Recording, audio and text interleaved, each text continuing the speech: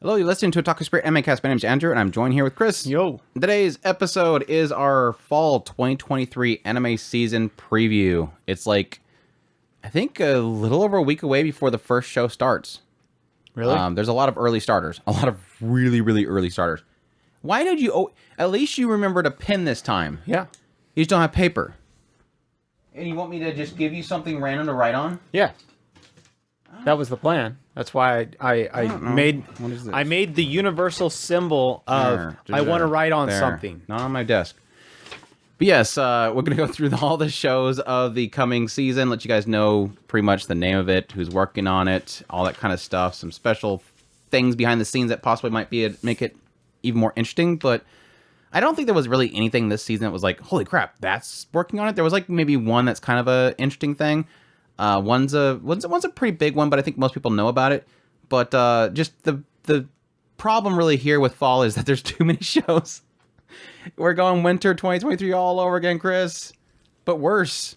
70, did I say 76 shows? That I think is what you said. 76 shows. That includes all the, two core shows, which is Dark Gathering and stuff like that. So yeah, apparently the anime industry has not learned anything. We're going to try to pump out a whole bunch of shows and hope, I guess, somebody watches all of it. There's a few that are for sure watches. That's for dang sure. Yeah, we'll see. I might pull back a little bit this next season. I'm not going to do everything again. I don't think I can do that again. Just, it's too much. It's, again, Japan is too much. Which sucks because that always comes down to that issue that it's more of an aspect that, yes, it's great to have variety. There's a lot of stuff that's the same. There's quite a few isekais as usual, but it's more of an aspect that I feel bad that they're not going to have attention. Because my whole point is I like to watch them all to make sure that something doesn't slip through the cracks for other people, but it's like, I can't do that. I can't watch that much stuff. It's dumb.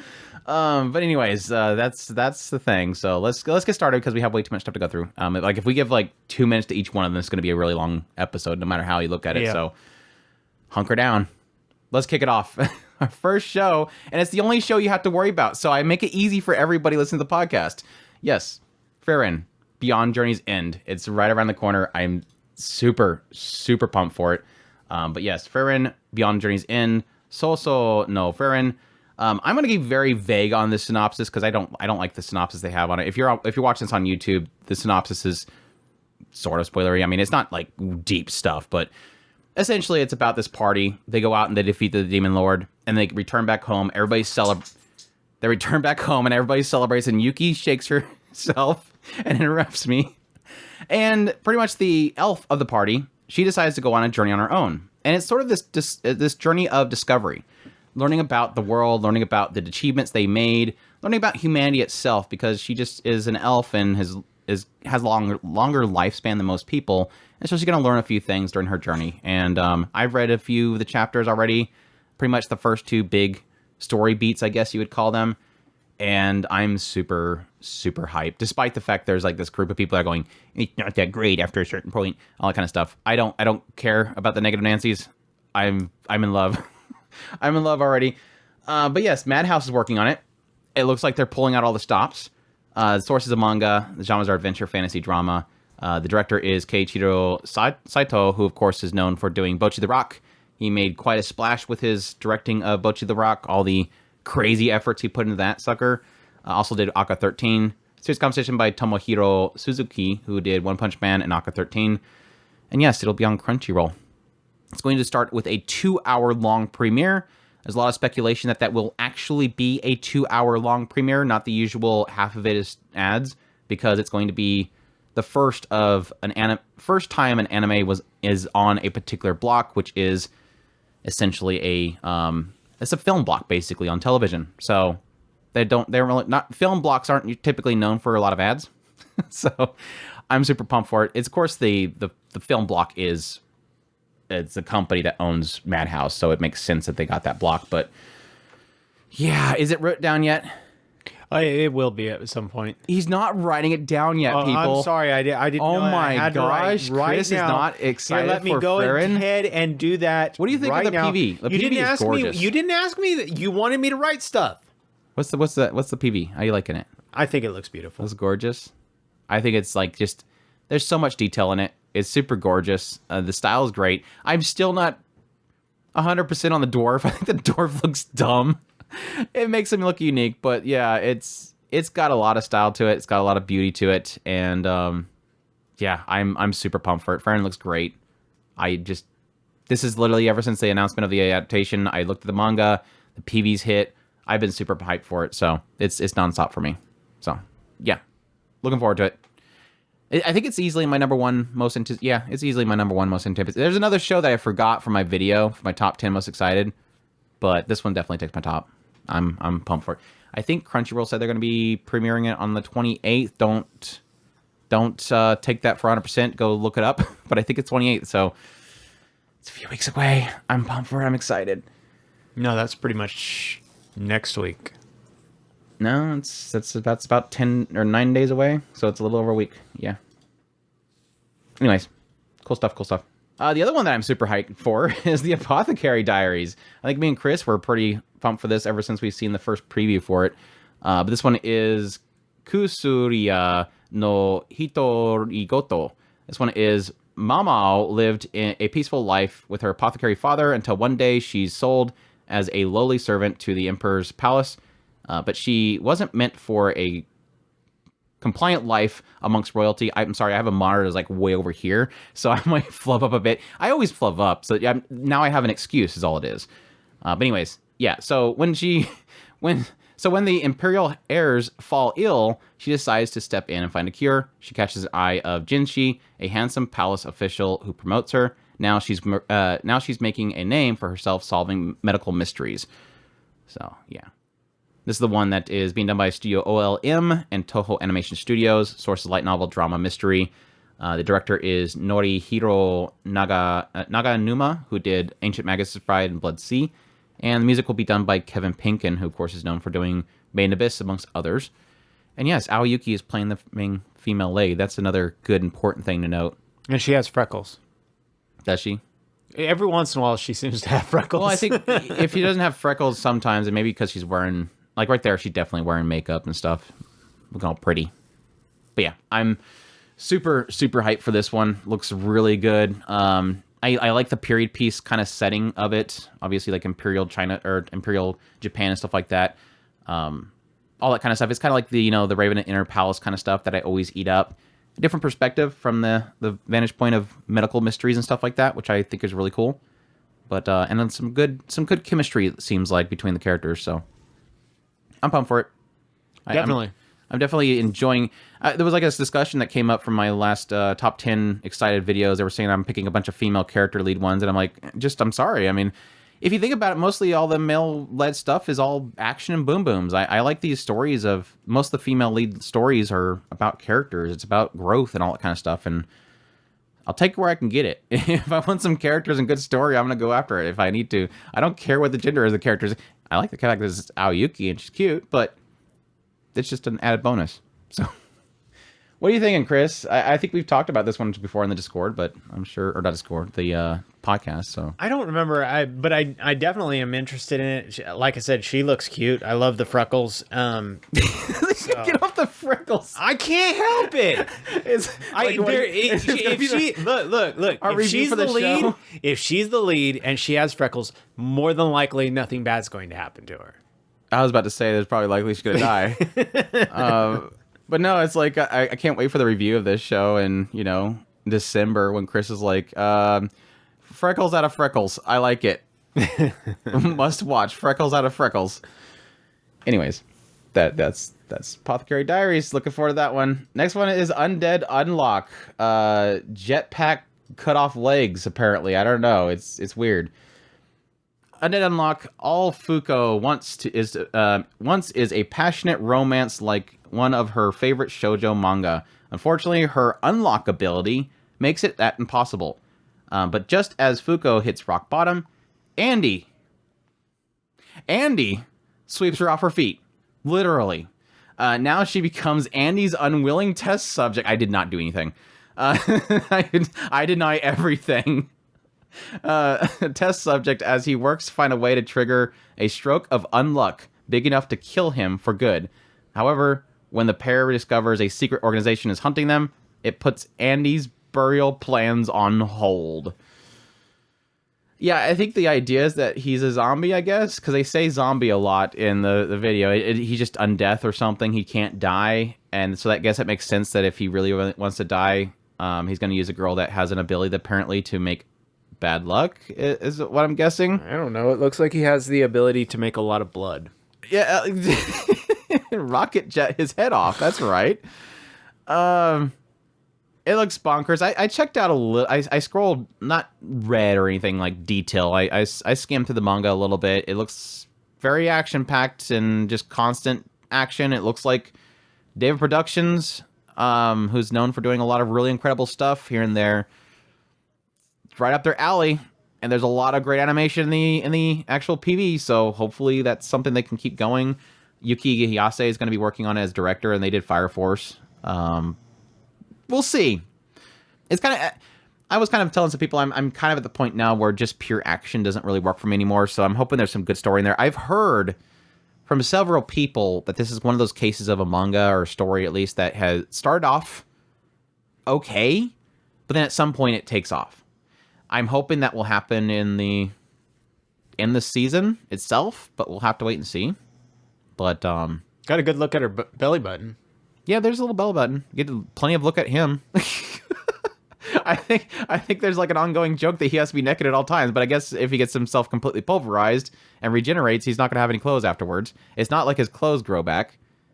They really like the jetpack blood, though. That's I guess a thing. I didn't know undead people gush blood like that, like a rocket. I'm talking about. I'm telling you. Yeah. Excited? No. I don't know. Yeah, I'll check it out for sure. I mean, it's absurd and bonkers looking, so maybe. I mean, I don't see why it couldn't work. The jet head is the weirdest part, I think. Just flying around as a head. Here's something that Chris will be interested in. My Girlfriend is a Gal is getting a sequel, apparently. Our dating story. The experienced you and the inexperienced me. Or, gosh, these light novel titles. Keikenzumi na kimi to Keiken Zero na ore ga otsukai kiai suru hanashi. This one, the story centers on a relationship between Ryoto Kashima, a gloomy social outcast, and Runa Shirakawa, a popular girl at school. Their relationship begins when Ryoto has to ask Runa out as part of a losing game. And she ends up going out with him after saying, well, I'm free right now, after all. They have completely different social circles and completely different hobbies, but as they hang out with each other, they begin to recognizing and even accepting those differences as something to bond over. So basically, loser guy gets hot girlfriend. Big shock. That's totally anime. ENGI is working on it. Source of light novel, drama, romance, slice of life. Hideaki Oba, who did Love of Kill, is going to be directing it, and Hiroko Fukuda is going to be doing the series composition. They did TZ Master, Takagi-san, and Namanchu Advanced. Already writing it down? I'm thinking about it. Are you gonna? He's got the pin close. I'm gonna put it on my I'm not sure list, but kind of interested. It's got a very flat style, but I wasn't really expecting much for when I heard this was getting an adaptation. I figured it wasn't going to really go for the style of the source material, which is a little bit more detailed, but the animator's got to stick with something simple. That way it's easy to animate for a long period of time. The guy looks dumb. I really hope the guy is not obnoxious. But yeah, I guess it's kind of going with that idea of she's probably loose. It's obviously implying that she's experienced. I've heard some controversy around the fact that she's experienced, and otaku cannot accept the idea that she's been experienced. So I'm kind of curious of how that's going to play out with him. I'm sure he's going to be oh, I don't need you for your body. And she goes, oh, doki doki. Because you don't want me for my body, doki doki, I will be with you forever. We'll see. I've heard a few people that I trust that said it's good. It's good. Like, the story is actually really good. So we'll see if it actually turns out to be something solid. But I'm going to come in this one with zero expectations. How about you? I think it looks interesting. I really would like to just have a down to earth Gyaru dating story with Gyaru. Dating. Yeah. Romance with Gyaru. And not just like a comedy routine like it typically is. There's a lot of gyaru shows. I mean, but most of them are comedy. I don't mind the comedy around it. I like the idea of I like the stories where all these things are made up about the stereotype, but it's not necessarily true. And so they play into the stereotypes and tropes, but at the same time show that there's just like don't judge a book by its cover. Yeah, I love that kind of stuff. There we go. Here's one that Chris is definitely gonna write down before I even start talking about it. Am I? Well, Yes. then I might as well just start writing. 100 girlfriends who really, really, really, really, really love you. This one is Kimi no Koto ga dai dai dai dai daisuki na 100 no Kanojo. This one is Aijo Rentaro. Tried and tried again. But after asking 100 girls out on a date, was he keeping count? That's what I want to know. Only to be told by God that his rejections were due to some cosmic error. Now the god is trying to set things right by making sure Aijo gets 100 dates. Except, as things often do with gods, the dates come with a catch. 100 girls are destined to be Aijo's soulmate. And unless he returns their feelings each and every time, they'll die in horrible accidents. Sure enough, girls start confessing to their love to Aijo left and right, but how is he supposed to choose? He doesn't want to kill anyone. When he looks at each of its potential soulmate, it feels like a bolt of lightning. Can someone really love 100 other people? This hilarious romantic comedy takes the harem concept into a wild extreme. Be very sturdy. Animation Studio is going to be working on it. Manga is a source. Genres are comedy, slice of life. Director is Hikaru Saito, who did Jashin-chan Dropkick. Series composition by Takashi Aoshima, who did Kuma Bear, Onipan, and Kagenado. Sold? I absolutely love the concept. I would really like to see how it plays out. I'm not going to put it on my list, but it's definitely, I mean, I remember when we were talking about this before, I absolutely loved it. Then I love it now. I really, really want to see how this plays out. Yeah, it's kind of one of those ones, again, another one that I've heard a couple people, at least comment sections on my video about my anticipated for the next season. A lot of people very hyped for this one. Some positivity around the source material, so it does seem like there is like a decent concept behind this whole thing. My question mark's really going to stand is around, are they actually going to play off that aspect that somebody does get hurt, or is it just always going to be this looming threat that causes them to have to keep doing it? It'd be interesting if they actually did get, I mean, it's comedy slice of life. I doubt it's actually going to have like, oh yeah, one of them, he loses, and that really kind of ruins it. Or is it going to be one of those ones where it's just the juggling act is really where it's going to be? Do they all love him and know that he's got all these girls that are after him, or is it going to be one of those things where he's having to hide the fact, otherwise it could ruin one of them and then they're dead? Like, if one of them knows he's basically got all these girls and they suddenly get upset, will they die? I think that'd be kind of a very depressing thing to have to juggle. I don't know, it has potential. I like the concept. The girls look really cute. I like the designs. Very, very shaggy, I guess, looking. Very, like, frilly. Not frilly. Is it? There's a shag to their look. It's very kind of unkempt, which I like. So, yeah, good designs, good characters. Hopefully a good concept. Hopefully it doesn't get repetitive, but we'll see.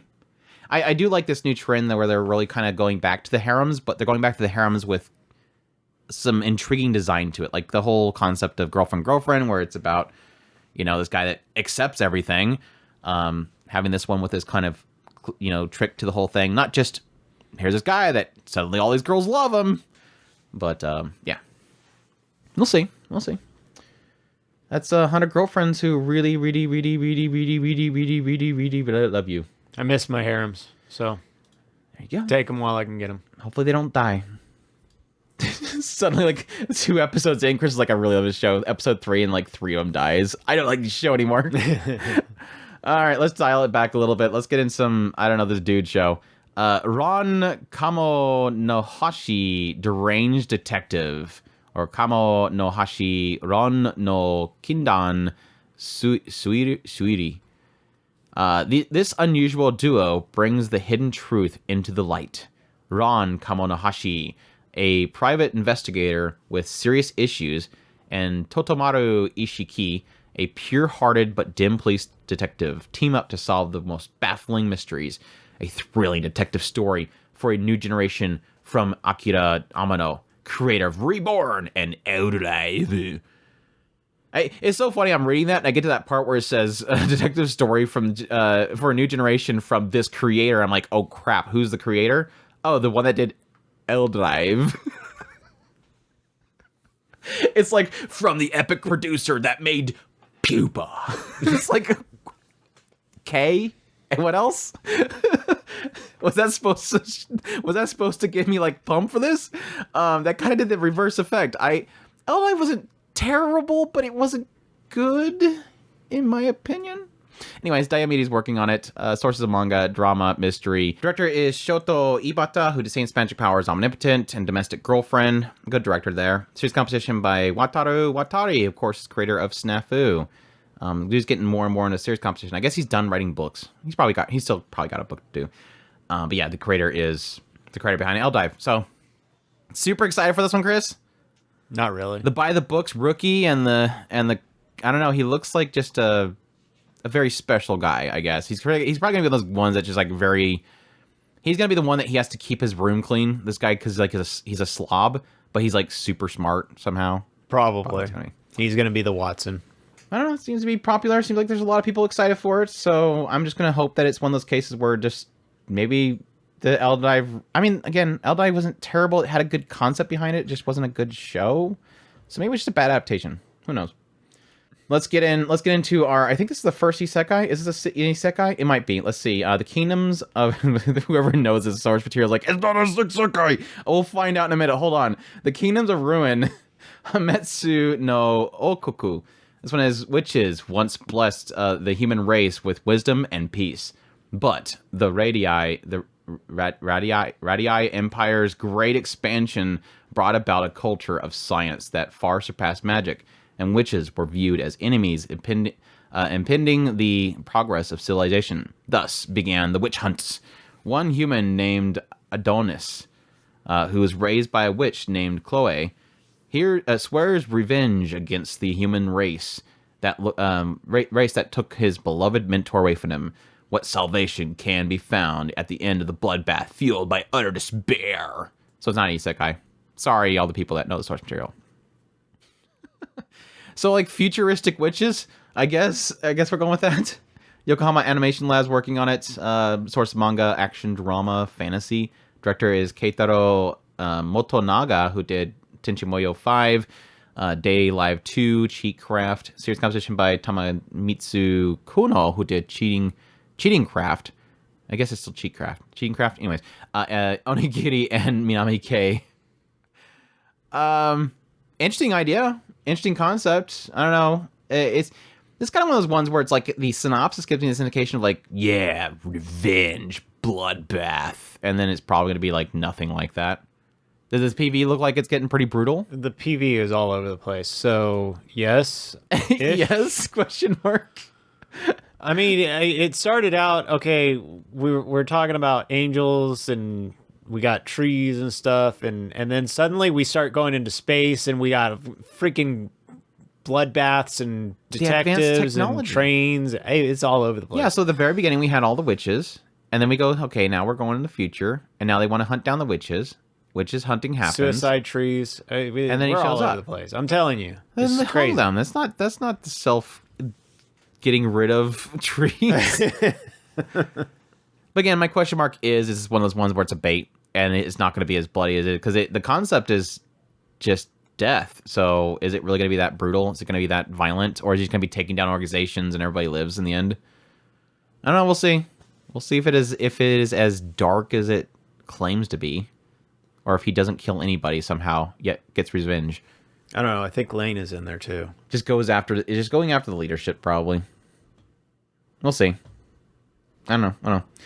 I'm in love with the Villainess is our next one. There's another one for Chris to write down. We got some Yuri in here, Chris. Are you ready for some Yuri? There's like a few. I heard Villainous. There's quite a few Yuri this season. I'm in love with the Villainess. Watashi no oshi wa okuyaku reijo. This one, the story is of an reincarnated gamer pursuing her villainous lady's love at the Fantasy Girls Academy. Ordinary office worker Ohashi Rei has just woken up in the body of a protagonist of her favorite girl's otome game, Revolution. To her delight, the first person to greet her is her favorite character, Claire François. François, I think it is. François. Anyway, sorry. Who just so happens to be the main antagonist of the story. Now Rei is determined to do what the game never allowed, romance Claire, instead of one of the male leads. But how will her villainous lady love react to that? Looks like pretty viciously. Platinum Vision's working on it. Source of light novel, comedy, fantasy, romance. Hideaki Oba, who does Love a Kill, and of course doing the other show. So this is a second show they're doing this season. Is working on it. Series composition by Oyumu.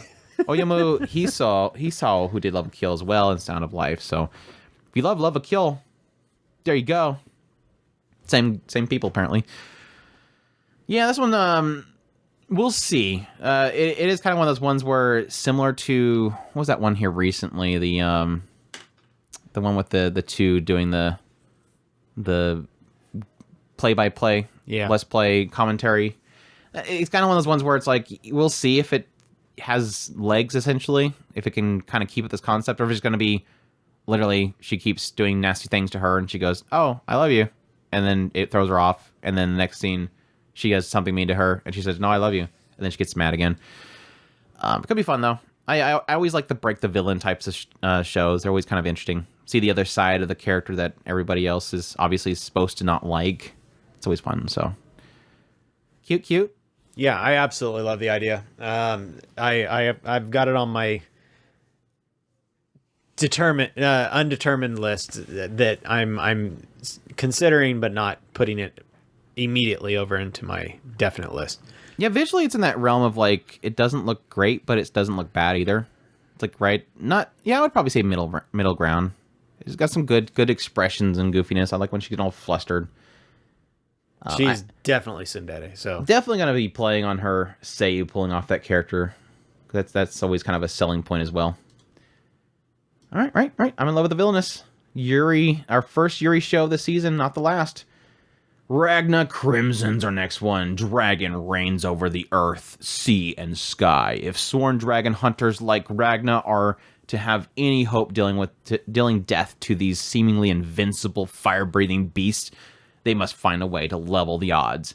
Ragna teams up with a mysterious man named Crimson. I guess that's the Ragna Crimson part. who has likewise sworn to stand against the dragons menacing the world.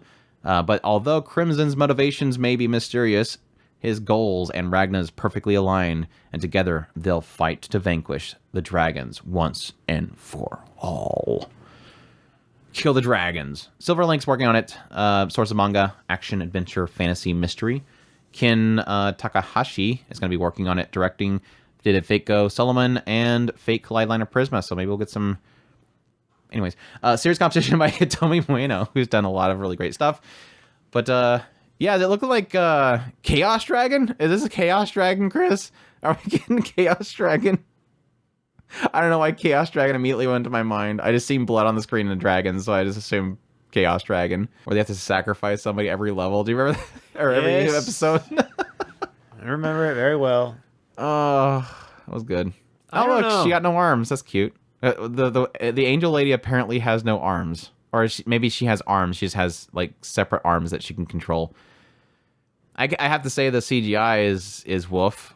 There's not a whole bunch of it, but there was some CGI in there for the dragons and stuff like that. So hopefully that's not too relied on, which they're fighting dragons, so you assume they're going to rely on it a lot if they're hunting dragons. We'll see, though. It's got a lot of action there. I haven't really heard too much around Ragna Crimson, so I can't say that I have any ideal of hopes for it. Looks like his sisters gets just taken out at the beginning, I'm guessing. That would be a good feeling for wanting to kill dragons, is they kill your cute little sister. I don't know. I see a lot of people dying in this show, so... Well, it's the dragons, and they gotta kill the dragons because they're killing people. We'll see. Looks pretty dark. We'll see if it's got some good story there. That's, again, another one of those question marks. It's great to have punching and kicking, but hopefully it got a good story in there. You know what's got a great story is Vexations of a Shut-In Vampire Princess. This one is Hikikomori Kyoketsuki no Monmon. This one is 3 years after her life as a shut-in vampire. Terakomari Gandesblood, or Komari for short, awakens to find that she has been appointed as commander in the Mulnite Imperial Army. The thing is, her new unit consists solely of belligerent ruffians who revolt against their superiors at the slightest hint of weakness. Although Komari hails from a line of vampires as powerful as they are prestigious, her refusal to drink blood has made her the picture of mediocrity, scrawny, uncoordinated, and inept at magic. With the odds stacked against her, will the help of her trusty and slightly infatuated maid Vil be enough for this recluse to blunder her way to success, or will Komari rue the day she ever left the safety of her room? She's a cute vampire. Of course it's gonna work out. Project number 9 is working on it. Source light novel, action, comedy, fantasy. Director is Tatsuma Mina Mikawa, who did Fire Force and Fairy Tail Movie 2.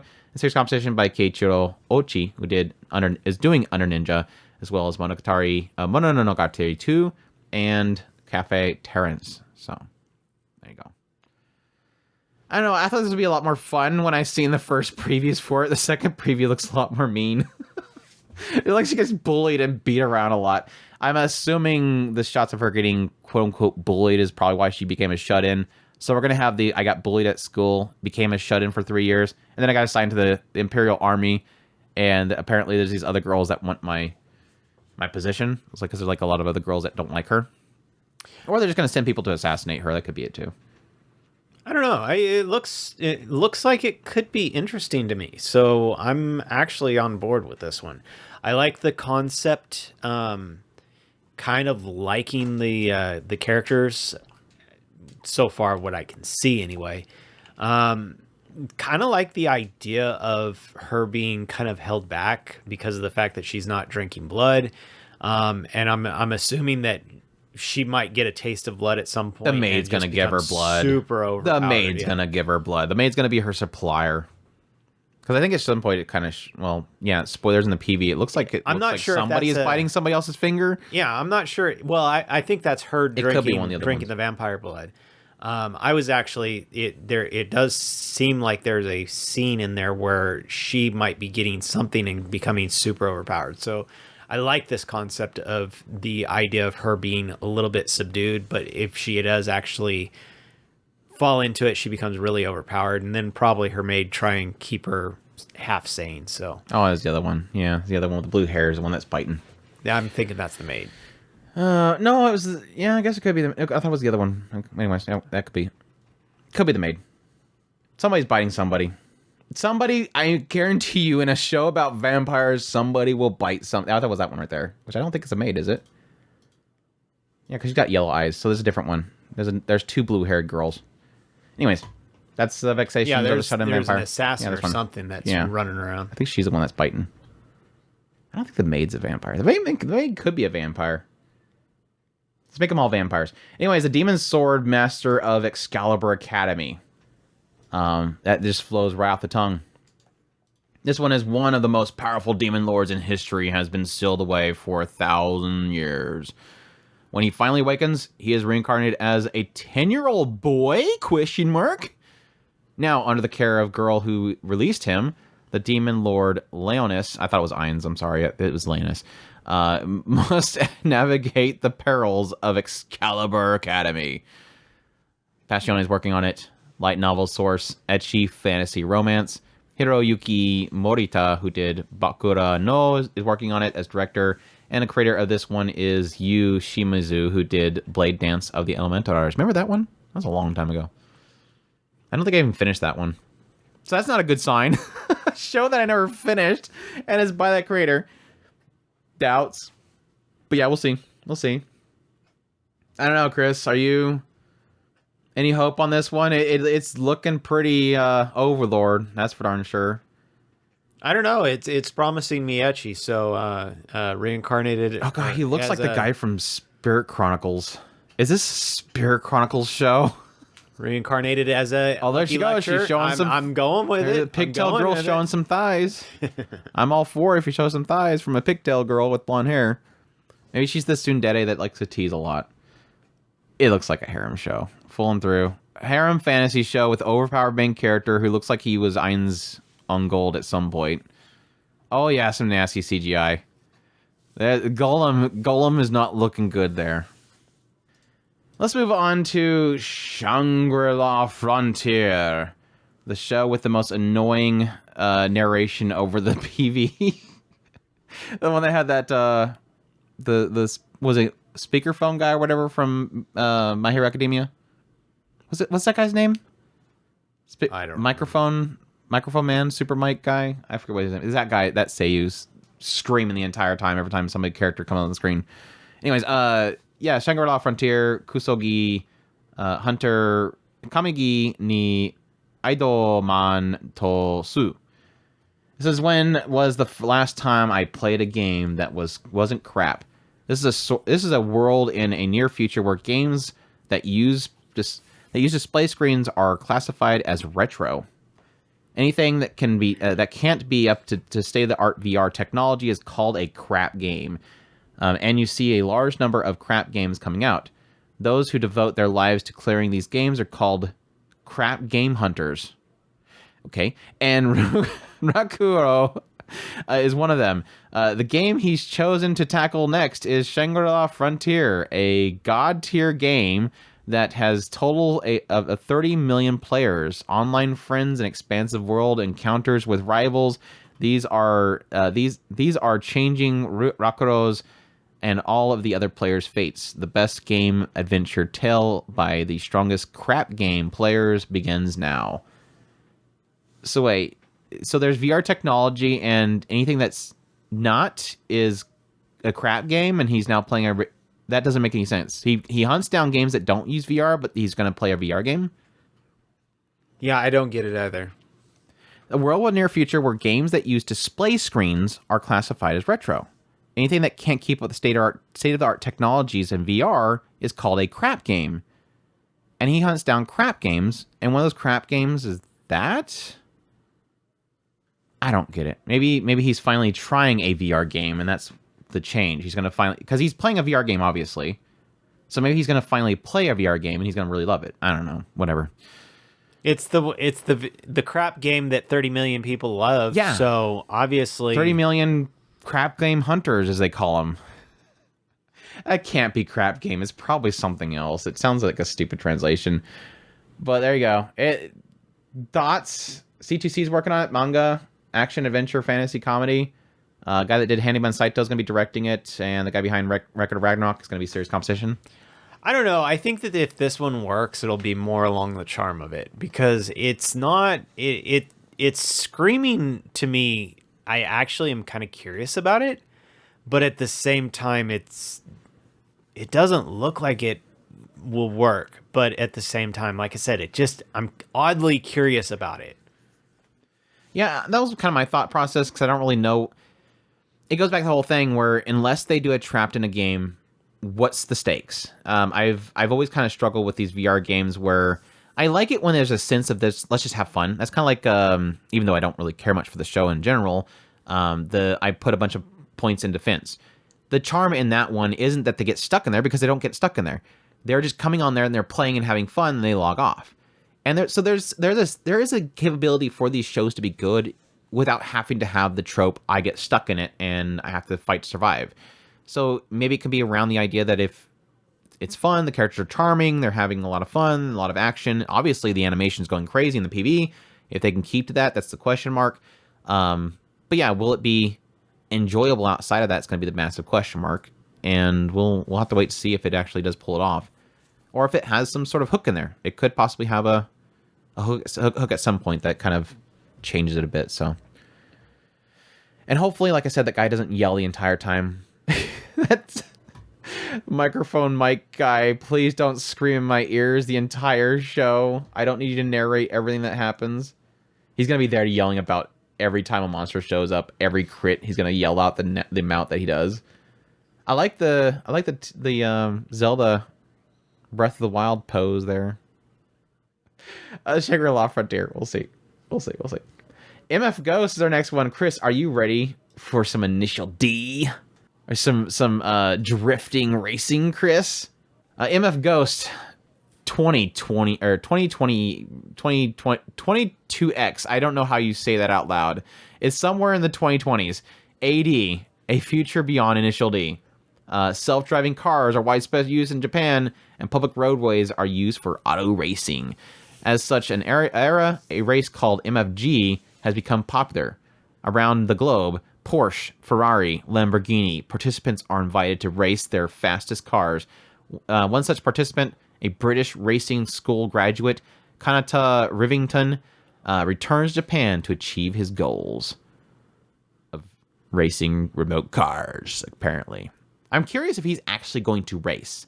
Because I think at the beginning it shows the girl and she looks at him. So I think he's going to be the only one that's actually racing where everybody else is remote.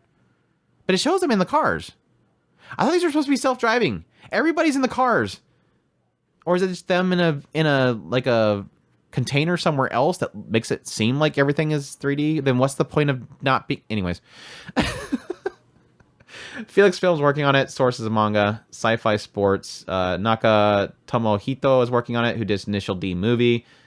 Series composition by Kenichi Yamashita, who did Tales of Outcasts and Hinsuki. And creator is, of course, Shuichi Shigeno, who did Initial D, who created Initial D. So, is there anything in this trailer besides the cute girl that's fixing her bikini? A lot of good cute butt shots of her. Who's doing the character artwork? I don't know. Probably whoever did Initial D, because the characters look like they're straight out of Initial D. Is there something familiar about them? Yes. Yeah. Well, Google it on your phone. You get mad at me when I do that on your stuff. phone. Oh, yeah, because you spend like 5 minutes doing it. I don't know. Truth be told, I have watched quite a bit of Initial D. The earlier ones, I don't remember anything about them. I was okay with them. I don't think I ever got like super into it or anything like that. But I think it is. I'm of two minds when it comes to this idea of, again, they're saying that people are using... Well, they're saying why self-driving cars is widespread use in Japan. It doesn't necessarily mean racing.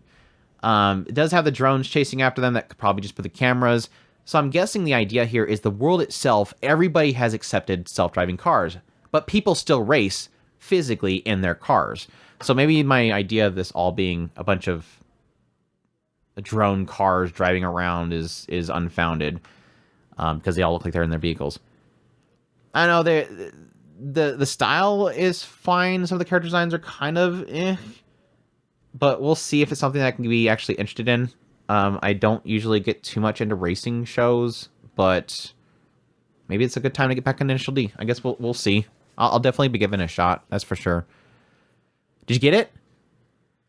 It's You're just looking to see if it's something that you now know. Yuki. Girl whacking her butt. I'll watch it just for the girl whacking her butt at the camera. It's Gundam. Gundam Z. They're definitely trying something different. But again, if you're trying to capture the style of they're capturing the style of the manga. It's definitely not Gundam Z. There you go. MF Ghost. I'm not saying that it's not the person. I'm just saying they're gonna capture that style. Armitage the Third. Moving on to the Returners. A Returner's magic should be special. I think this is when I was looking through the list to put together my list. This was like the one that I was like, the most. Returner's magic should be special. Kikansha no maho wa tokubetsu desu. Shadow realms have ravaged the earth and decimated almost everyone in their way. The survival of humanity hinges upon the success of just 6 mages, including analytic fighter Desir Herman, The remaining heroes make one final stand at the end of bloodshed to end the bloodshed, but to no avail. Desser closes his eyes on what would be the end of his life, only to open them to see the beginning of his school days. Desser has returned 13 years back to the past, where he's given another chance. A chance to see the loved ones he lost, and a chance to meet the fellow warriors again, and a chance to save the world. So, that's 2, I think, this season that are second tries. 2 shows this season that will be second try shows. They die, and then they go back and they try again. Arvo Animation's working on it. Web manga is the source. Action, adventure, fantasy is the genres. And series composition by the one that did Cheating Craft, Onigiri, and Minami K. So that's 2 for them as well. So, yeah, that's I'm not feeling this one mostly because of the PV. Now, granted, I'm not the biggest fan of this type of show, the reincarnated in the same world or reset type of stories. Mainly because I've yet to run into one that's like super good. But hey, there's always the first one eventually, right? Exorcist was okay. The reincarnated Exorcist was all right, but definitely wasn't like yay. You, Chris, are you into it? This idea of him, everybody's dead, and then he gets another shot, and he sees everybody again, and then there's the Boku kid in the short shorts that throws a tantrum. Do you think that's a girl? I don't know. I don't know. I don't know. It sounds interesting. Maybe this will be my shot at it. I didn't do the Exorcist one if I remember right. I don't think so. No. So maybe I'll give this one a shot. Hopefully it doesn't get too dark and I'll be able to enjoy it. The pigtail girl looks like the girl from Gene of AI. That's kind of funny. She quit being that guy's assistant and decided to get isekai into a fantasy world. Anyways, Returner's Magic should be special. Berserk of Gluttony, Chris. It's Berserk of Gluttony. Gotta say cool because it's edgy, edge boy, edge. Berserk of Gluttony or XX Dark Berserk Gluttony XX Dark Death Dark. No, I'm sorry. Boshuku no Berserk Fate Barbatos has never tasted real power. Born with the magical skill Gluttony, he constantly hungers in a way that he can't be satiated, and has been shunned and looked down upon his entire life. One day, while working as a gatekeeper for a noble family and fighting a trespassing thief, he discovers Gluttony's true power. When he kills someone, he devours their skills and feeds his gnawing hunger at last. Oh, so he eats their skills? He doesn't actually eat them? Well, that's less dark and edgy. In that grisly realization, Fate has awakened to his true potential. How many lives will he feed on to satisfy his hunger? And in this world ready for a frightening warrior he'll become?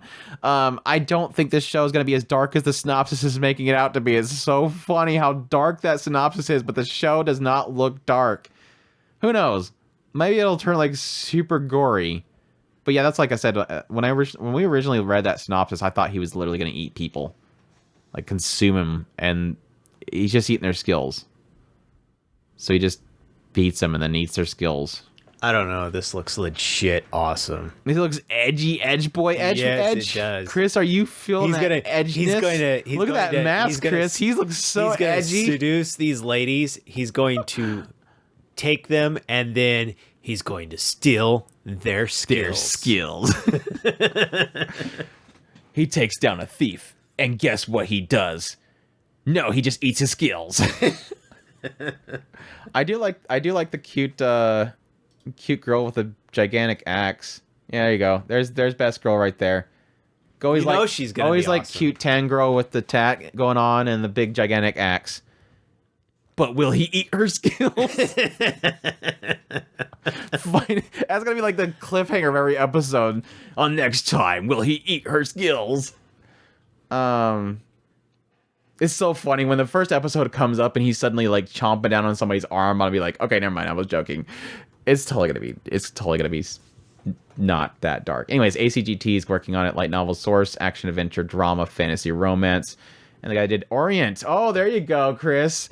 We got the director behind Orient's going to be working on it. That's definitely going to be good. He also did High School DxD. Orient looks like garbage, though.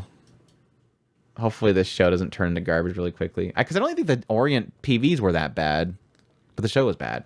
Visually. We'll see. We'll see. I'll watch Berserk of Gluttony Orient, just for the they cute didn't girl. eat each other's skills. The cute girl with the big axe. All right, Chris. You ready to see probably my biggest surprise this season?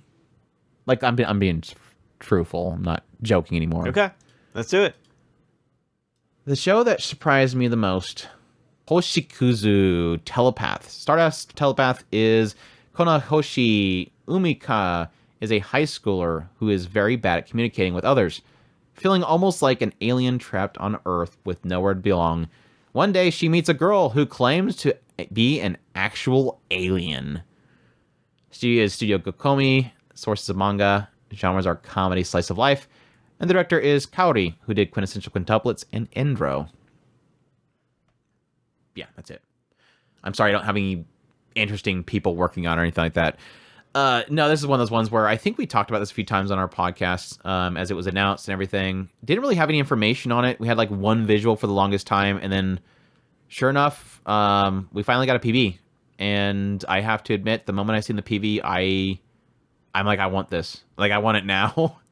The PV looks super good, looks super wholesome. I don't know why I'm getting like slow loop vibes, even though it's not like about a girl who loses parents and then gets remarried kind of thing. But it looks cute. For a little girl that just can't communicate, really super hyper Genki girl, it's kind of pulling her along with her. A little bit of aspect of acceptance and pulling somebody out and meeting people, having fun together. It looks like they do like those little model rockets where they shoot them up in the air with pressure. So I'm guessing she's going to say, I can shoot you back out into space. That way you can return, your alien self can return to space. And so they start shooting off rockets. It's cute. It looks super cute. I like the style a lot. I think people have said it is possibly Yuri. I don't know. I haven't confirmed that yet. Let's see. Do you think it's Yuri, Chris? Like legit Yuri? I might have some. Or you think it's be Yuri bait? It'll probably just be Yuri bait, but it's absolutely beautiful. I love it. I love the soft tones. I love the kind of.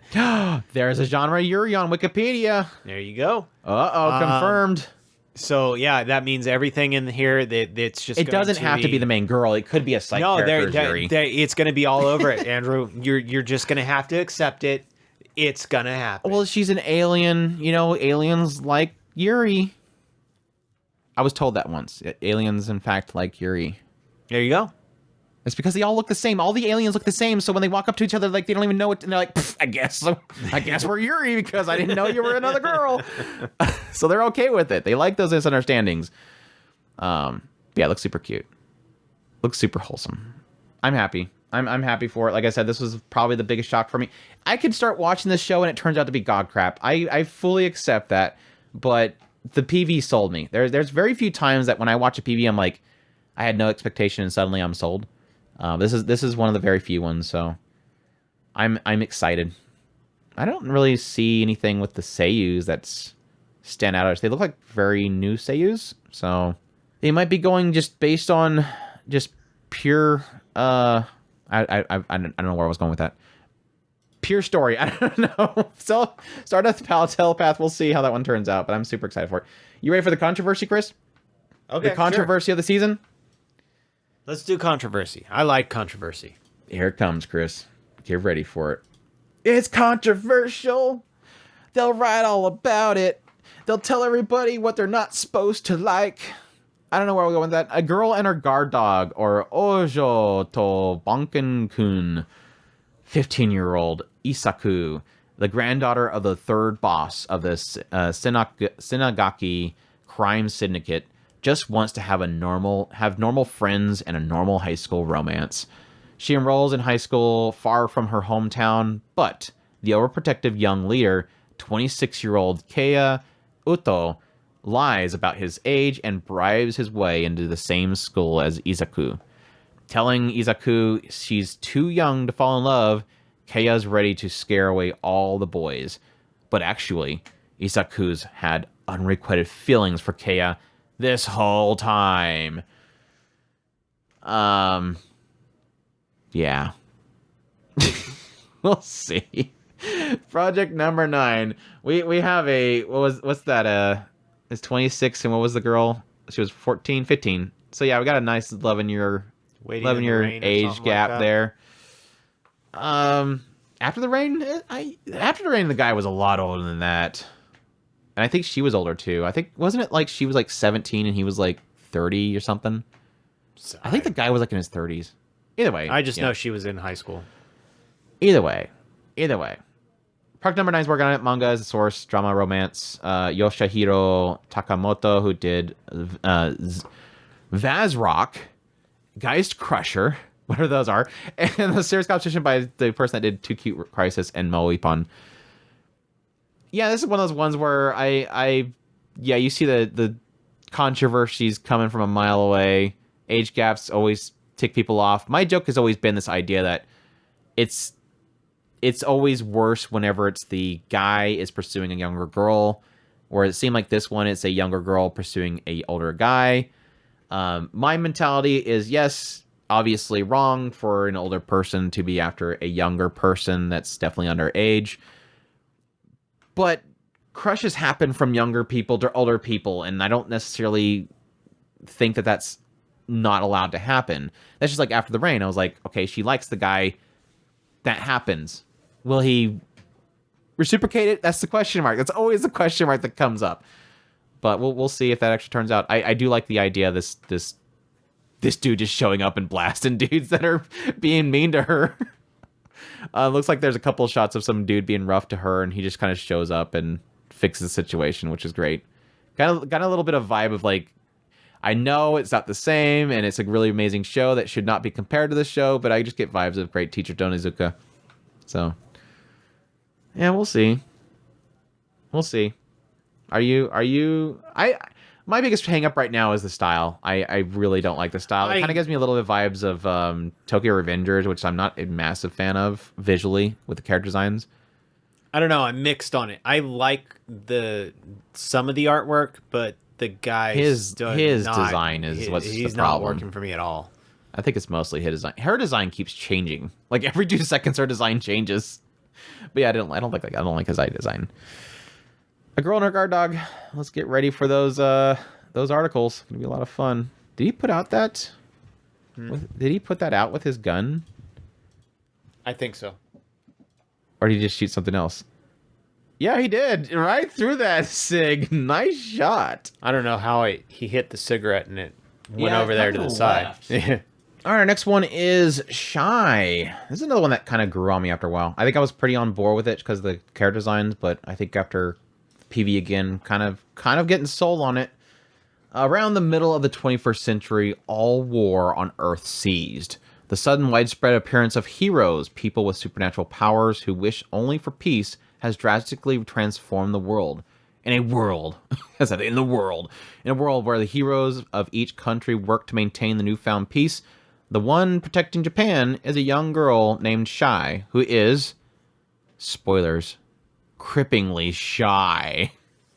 8-Bit's working on it. Sources of manga, action, drama is the genres. We have director Masaomi Ando, who worked on Astro Lost in Space, Hakume Tomikochi, and Scum's Wish. Series composition by Yasuhiro Nakanishi, who worked on Yamada-kun, Level 999, and Kaguya-sama Love is War. So, yeah, and it'll be on Crunchyroll. I have been forgetting to say what they're streaming on. We have quite a few that don't have actual streaming platforms announced yet, but that's how Crunchyroll handles things now. They don't say what they're doing until the last minute because they want to keep announcements. What are you looking for? Are you? Did I flub something? No, I was trying to figure out who did the Scum's Wish stuff. Oh, the director? Yeah. But yeah, like I said, I was pretty... I like the character design of Shy, and then when I watched the PV, I was like, this sounds cool. It's just that the hints I'm getting from the PV is the aspect of not only is it an underdog story, which is a girl that is trying to be a hero, even though she's really shy, but it gives me a lot of that sense of her really pushing herself because she wants to help people.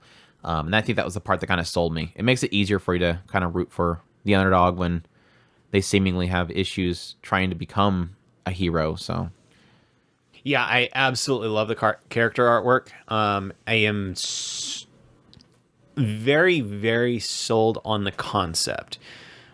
So yes, I am very, very interested in this one. I'm hoping that this goes more on the drama side, and I really am looking forward to this for sure. well, it is an action drama, so hopefully they will play off the drama. It does look like there's a little bit of sense of like failures too, because she does help somebody. It looks like they show up later on, and maybe they're injured. So it's like my failures cause problems for people. Like I didn't do enough. It does look like some people are getting corrupted by something. Maybe there's like some sort of virus that's spreading around. Well, it probably is caused by the bad guy, so that's probably it. That's question mark I have is like, okay, you do have the concept of there's heroes, widespread heroes with supernatural abilities. I'm guessing there is also villains that have. There's other people that have supernatural abilities that use them for villainous kind of things, kind of like My Hero Academia, where you have heroes, but you also have villains. But they're all pretty much the same thing. It's just how you use the abilities. And maybe she's just assigned to be the one that protects Japan, which is a question mark. Like, is there only one person per country that is able to, or just that they're selected by some other power that, oh, you'll be the one for Japan? That's another question mark I have, but looks good though. She looks cute. Looking forward to her fight to be a hero. That's shy. Tearmoon Empire is one that we've been talking about for quite a while now. I was kind of assuming it was going to be on High Dive because of the whole agreement with the company that's producing this, but it looks like Crunchyroll got it. Tearmoon Empire, or Tearmoon Taikaku Monogatari Dantodai Kara Hajimaru. 20-year-old Princess Mia of the Tearmoon Empire, often scorned as the selfish princess, was executed by guillotine in a rebellion.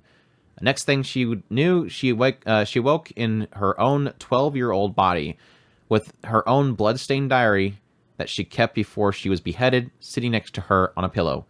Given a second chance at life, Mia decides to rebuild the empire for the sake of the Tearmoon's future, to save people from starvation, for all the soldiers who lost their lives in a civil war. No, everything she does in this life is for the sake of avoiding the guillotine. Quote, for me, quote, for me, this should be a piece of cake. Thus, this useless, cowardly, self-serving princess brings about a miracle after miracle in her great struggle to save herself in an alternate history fantasy. Silverlink is doing Tearmoon is doing the studio. Silverlink is the studio. Light novel is the source. Drama, fantasy, romance. Hitomi Mueno is going to be working on the series composition, so this is like her second one. I think she's doing like 3 total. Director is Yushi Ibe, who did assistant work for Maid I Hired recently, and Dungeon of Black Company. So there you go. Yeah, this is one that, like I said, I've been looking forward to this one for quite a while. I will admit, she is cute, but I was not impressed by the PV. But I'm still interested in it. Like, it's just one of those ones where, like, I think I hyped myself up for a little bit too much, and then when I watched the PV, I was like, we'll see. I do like the idea of her just being, like, super selfish. I think that'll be kind of a interesting little intrigue to the whole thing of her just not necessarily wanting to help anybody. It's just all for the sake of saving herself. And then probably eventually she'll learn to like people and want to help them. But we'll see. She could be selfish the whole time. Thoughts? No, I love the concept. The idea of finding, seeing your faults and adjusting yourself, and that's just ripe for character growth. So I really love that idea, and I hope that it works out well. Honestly. Yeah. Again, another reincarnated. I like how he like switches from like some really nasty looking CGI there to like way too good of animation. It's like, ew, yuck. Oh, hey. Thighs. Anyways, moving on, Tearmoon Empire. Under Ninja's our next one. Speaking of underwhelming PVs, especially the CGI soldier part. Under Ninja, even in this day and age, ninjas walk amongst us, high within plain sight, still waiting for their mission and orders. However, for some, it takes much longer to receive their orders than others.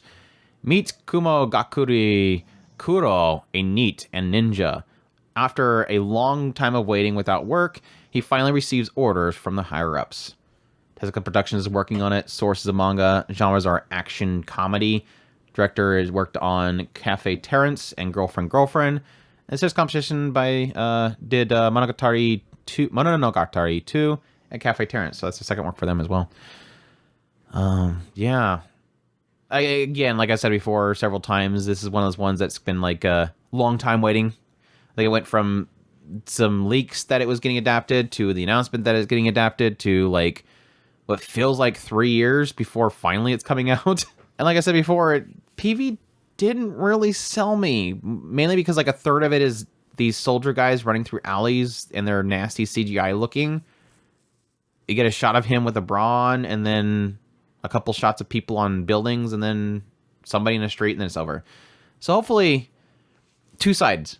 One, it turns out to be as great as I hoped it would be, because I've heard a lot of good things about the manga. And two, the main sticking point is the comedy going to work. This is probably going to be one of those ones that's going to really work for me depending on the comedy itself. But I always like the concept of modern day ninjas. I think it's really cool. I don't know, not liking the artwork, not liking the concept. I mean, maybe the comedy might work. I mean, I can see something like this being funny. But yeah, I really would want to see the first episode, and I probably could tell you if I'm gonna like it. It's not. It doesn't look appealing to me at all. The dysfunctional neat ninja in modern times Japan. I like how the guy like literally points his gun at a wall, like right here. He's just like, hey, let me check out this door right here. Is the door gonna move? They both did that. The CGI looks so dumb. Why? This is one of those ones where you're like, do you just imagine that somebody in the committee's like, yeah, that looks great. Let's put that right at the beginning of the PV. That'll sell people on the show. Like, start with just don't have these in the PV and just show them like standing there with his hoodie on. Let that be the whole PV. Why does somebody think showing guys CGI running around? Anyways, sorry. Moving on. Under Ninja, I'm still pumped for it. I'm still pumped for it. So. I'm giving the disgraced noble lady I rescued a crash course in naughtiness. I'll spoil her with delicacies and style to make her the happiest woman in the world. God, these titles are so stupid. These titles are so stupid. There needs to be the regulations on light novels. I think Japan needs to step forward, and I don't care. The government needs to step in and put regulations on the length of light novel titles. Kyoyaku haki sarata reijo wo hirota ore ga ikanai koto wo oshiekomu. Deep in the forest lives Ellen. And misanthrope. I don't know why. I know I hate this name. I hate it. Misanthropic. Pretty much. Thanks, Chris. Well, you finally got it. He was about to step up. It sounds weird. That's why I hate it. It's because it's like he's a wizard. 15 words put together, okay? Deep in the forest lives Alan, a wizard.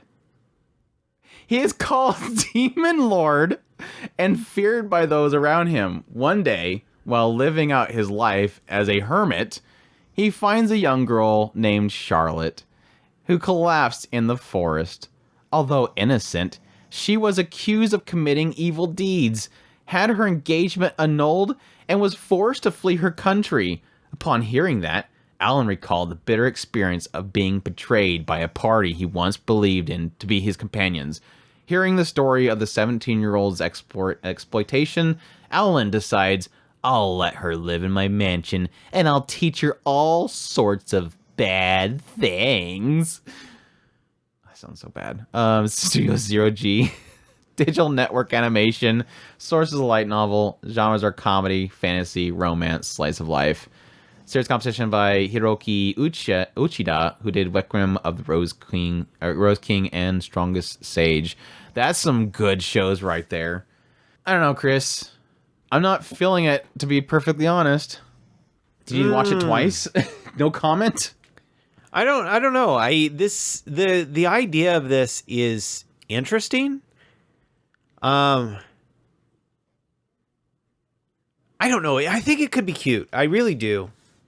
Are you gonna write this show down? It's on my other side, so Gross. Gross. Disgraced young noble. I'm not writing that entire noble thing. Lady. Disgraced noble. No, it's noble. I'm giving the disgraced noble lady I rescued a crash course in naughtiness. I'll spoil her with the delicacies and the style to make her the happiest woman in the world. Get it right. I don't know. I'm assuming it's not as like. The synopsis sounds stupid. I'm sorry.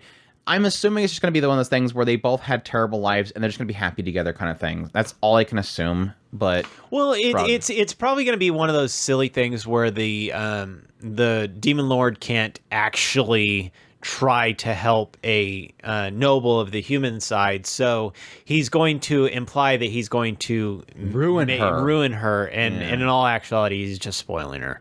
Yeah. Anyways, there you go. We'll see. That's probably going to be it. I don't know. I'm just feeling that's going to be a quick drop for me, but we'll see. It could turn out to be good. You know, it's not totally going to, be a drop for me is Overtake. The cast of All Noah Zero hit the streets with F4 Racing. It literally looks like the cast of All Noah Zero. I'm sorry. It's Troika, so it makes sense. No, Overtake. Freelance photographer Koya Madoka finds himself in a slump due to certain reasons. He goes to Fuji International Speedway to work on a story, and he meets the high schooler F4 racer Haruka Asahina. He suddenly finds his heart racing after not feeling much for a long time. With that, he starts supporting Haruka and the Komaki Motors youth team to help Haruka achieve his dream. He's going to show him Doki Dokis. He's going to go up there and he's suddenly going to have Doki Doki Kirakiras. But anyways, that's Troika working on it. They're finally... at least I can be happy that Troika's not doing Idolish 7, I guess. Take what I can get. I wish they would do more, I don't know, mecha, cool creators type stuff, but this is, I guess, the next best thing. But yeah, it's an original sports show. Ai Aoki, who of course does pretty much everything for Troika, is directing it. He did Recreators, All Noah Zero, and It Invaded. It's a competition by Ayumi Sekine, who did Idolish 7 and Magical Girl Sight. So there you go. I don't know, Chris, are you for some F1 or F4? I'm sorry, F4 racing? I don't know. I do like the character art, but no, not too sure that I'm big on the F1 racing. So F4, Chris.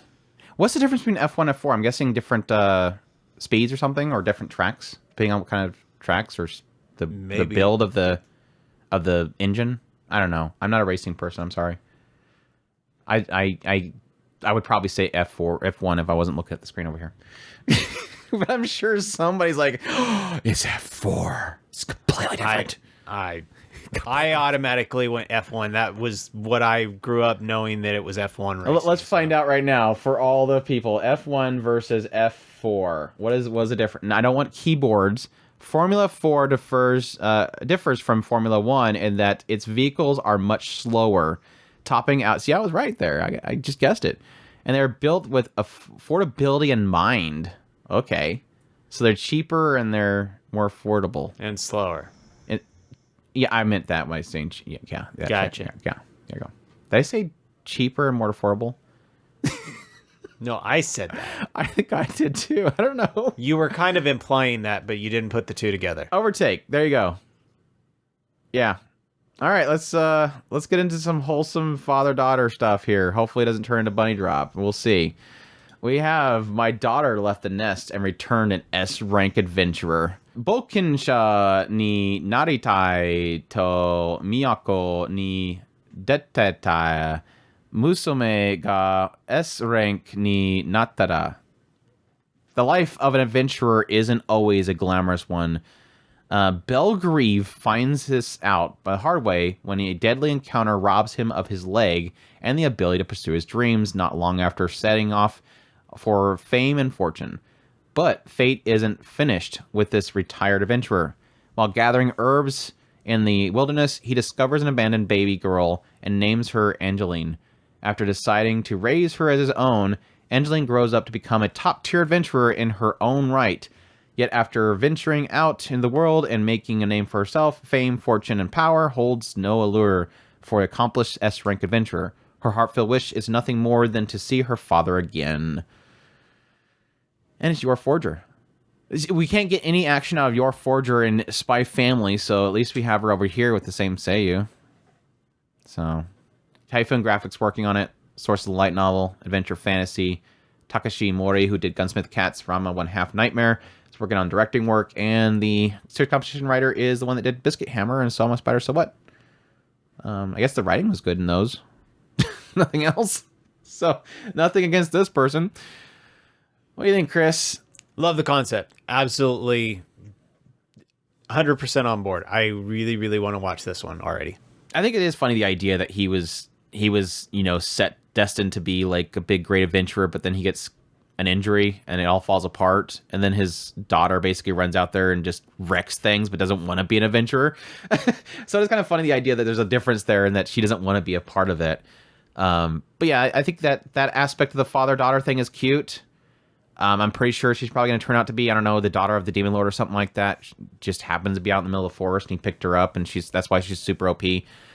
I will admit, I don't like the PV. I think, again, the whole aspect around the father is really cute, but I just hate every shot. Most every shot of her in the PV, she looks like she's angry and looks irate, and it's like, I don't.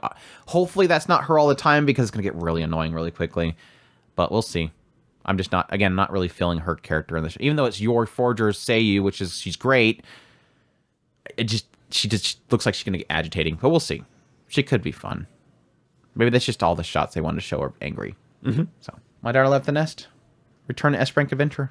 Hate the Pig Liver. The story of a man turned into a pig. Or Buta no Liver wa Kanetsu Shiro. This one I want to know what the hell this is actually about. There's got to be something in here if it's a twist, and there's implying something.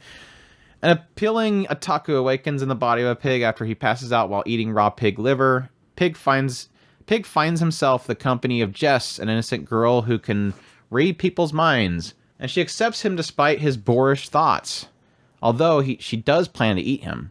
When Jess is in danger of succumbing to a dark destiny, can Pig save her? Using only his quick wits, wisdom, and refined sense of smell.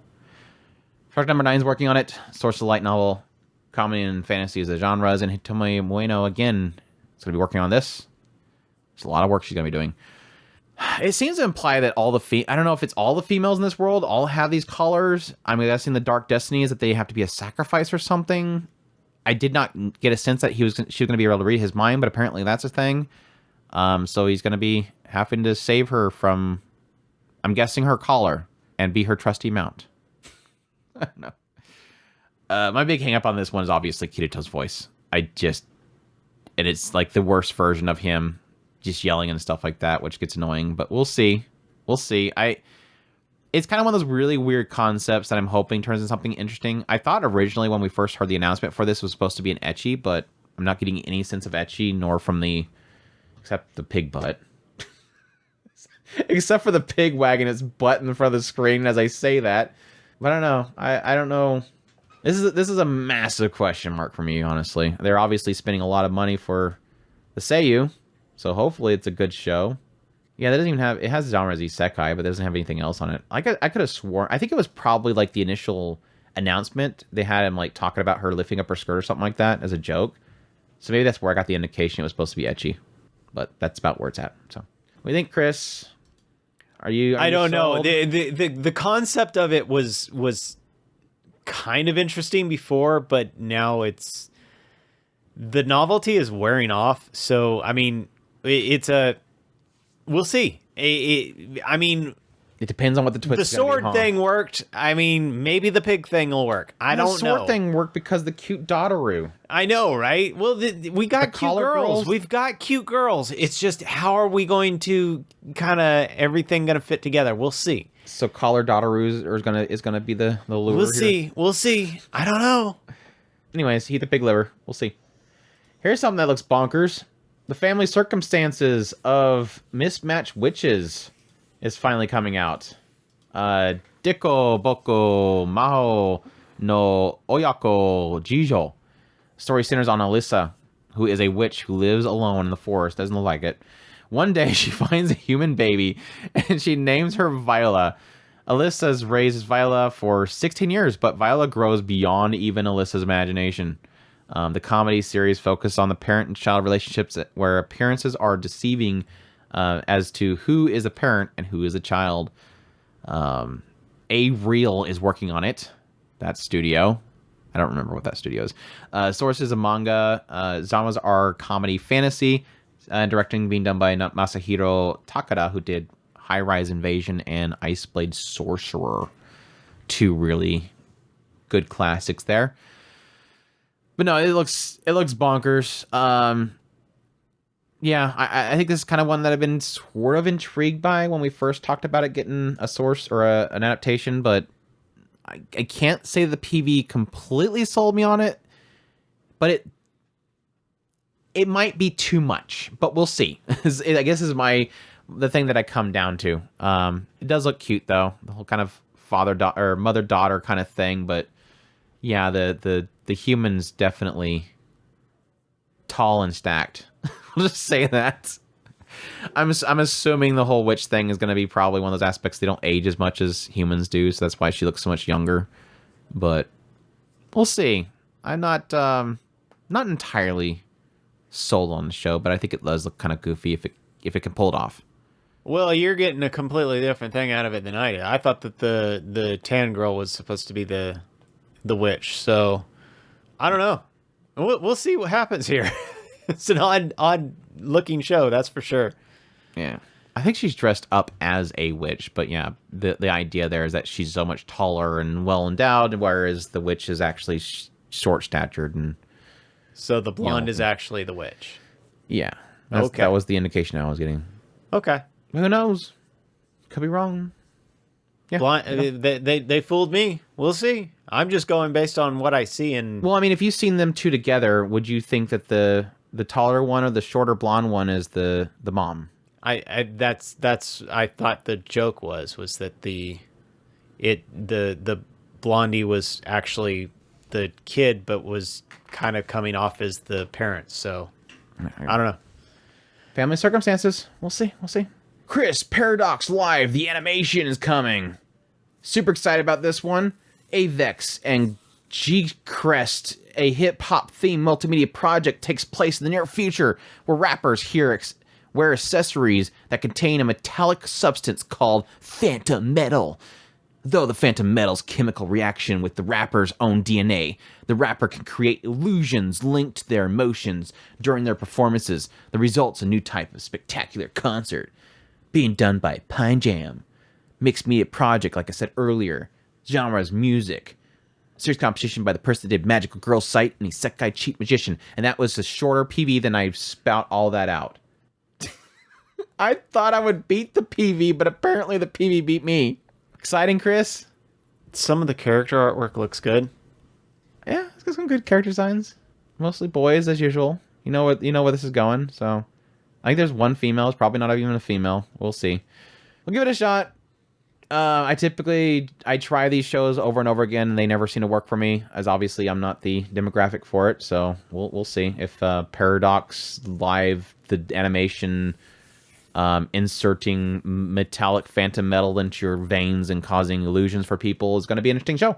Yeah, whoever thought of shooting yourself up to give everybody else some kind of a weird illusion. I think it's like seeps out of you and creates the illusion. I don't know. All right, let's move on to KamiErabi God app. This one is Goro. This is a long synopsis. I don't know how I'm going to read all this. Goro, a first-year high school student at a private high school in Tokyo, has no hopes, no dreams, and no ambitions. The world is indifferent. Indifferent to him, and he has faint longing for Honoka, a classmate from his same school. He and his best friend Akitsu live a boring, unchanging life. One day, Goro receives a strange notification on his smartphone. You have been chosen. Breathe into your wish. Breathe breathe into me your wish. Okay, so apparently you're supposed to go, and it's supposed to know what you're... Anyways. Thinking it malicious spam, Goro types, I want to have sex with Honoka, the woman of my dreams. Why not? If you think something's spam, put something extremely private into it as a why not? This sounds like a joke. Yoko Taro, dude, seriously. The next day, Honoka invites him to drop his pants at an unpopular arcade. Congratulations on your great accomplishment. Then... Where did that come from?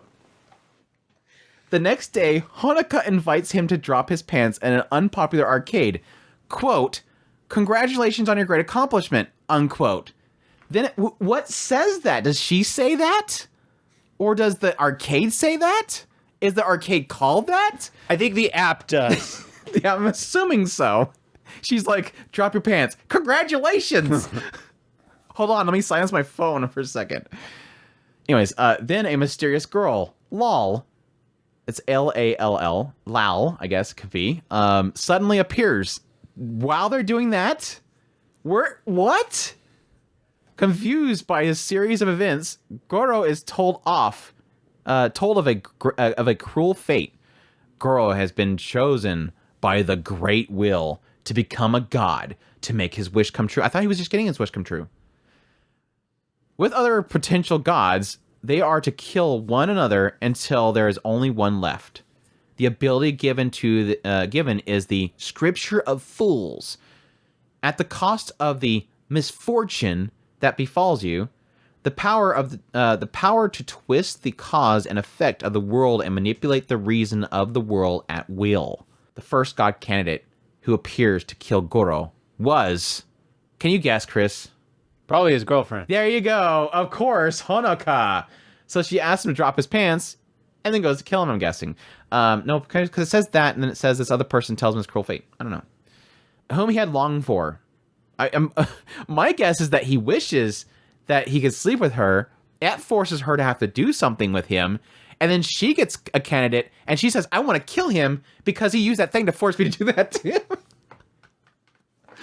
him. Anyways, what choice will Goro make against Honoka, who attacks him mercilessly? Thus, the fetish battle royale by the god candidates, each with their own secrets, begin. I am so happy I read that whole thing, because what the hell? Context for people. The creator of this, of course, is Yoko Taro.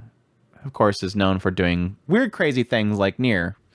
So that'll give you a sense of his imagination is pretty wild. So yeah, the studio is Unend.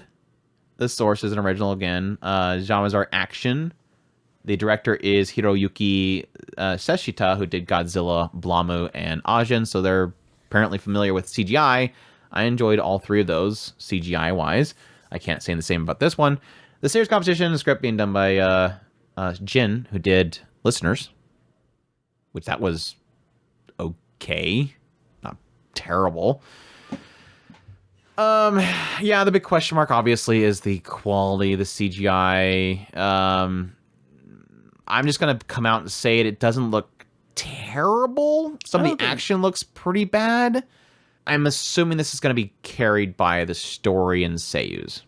I mean, I think it looks decent. I'm actually impressed with how it's got good animated contrast. A lot of. It's got good contrast with the colors for sure.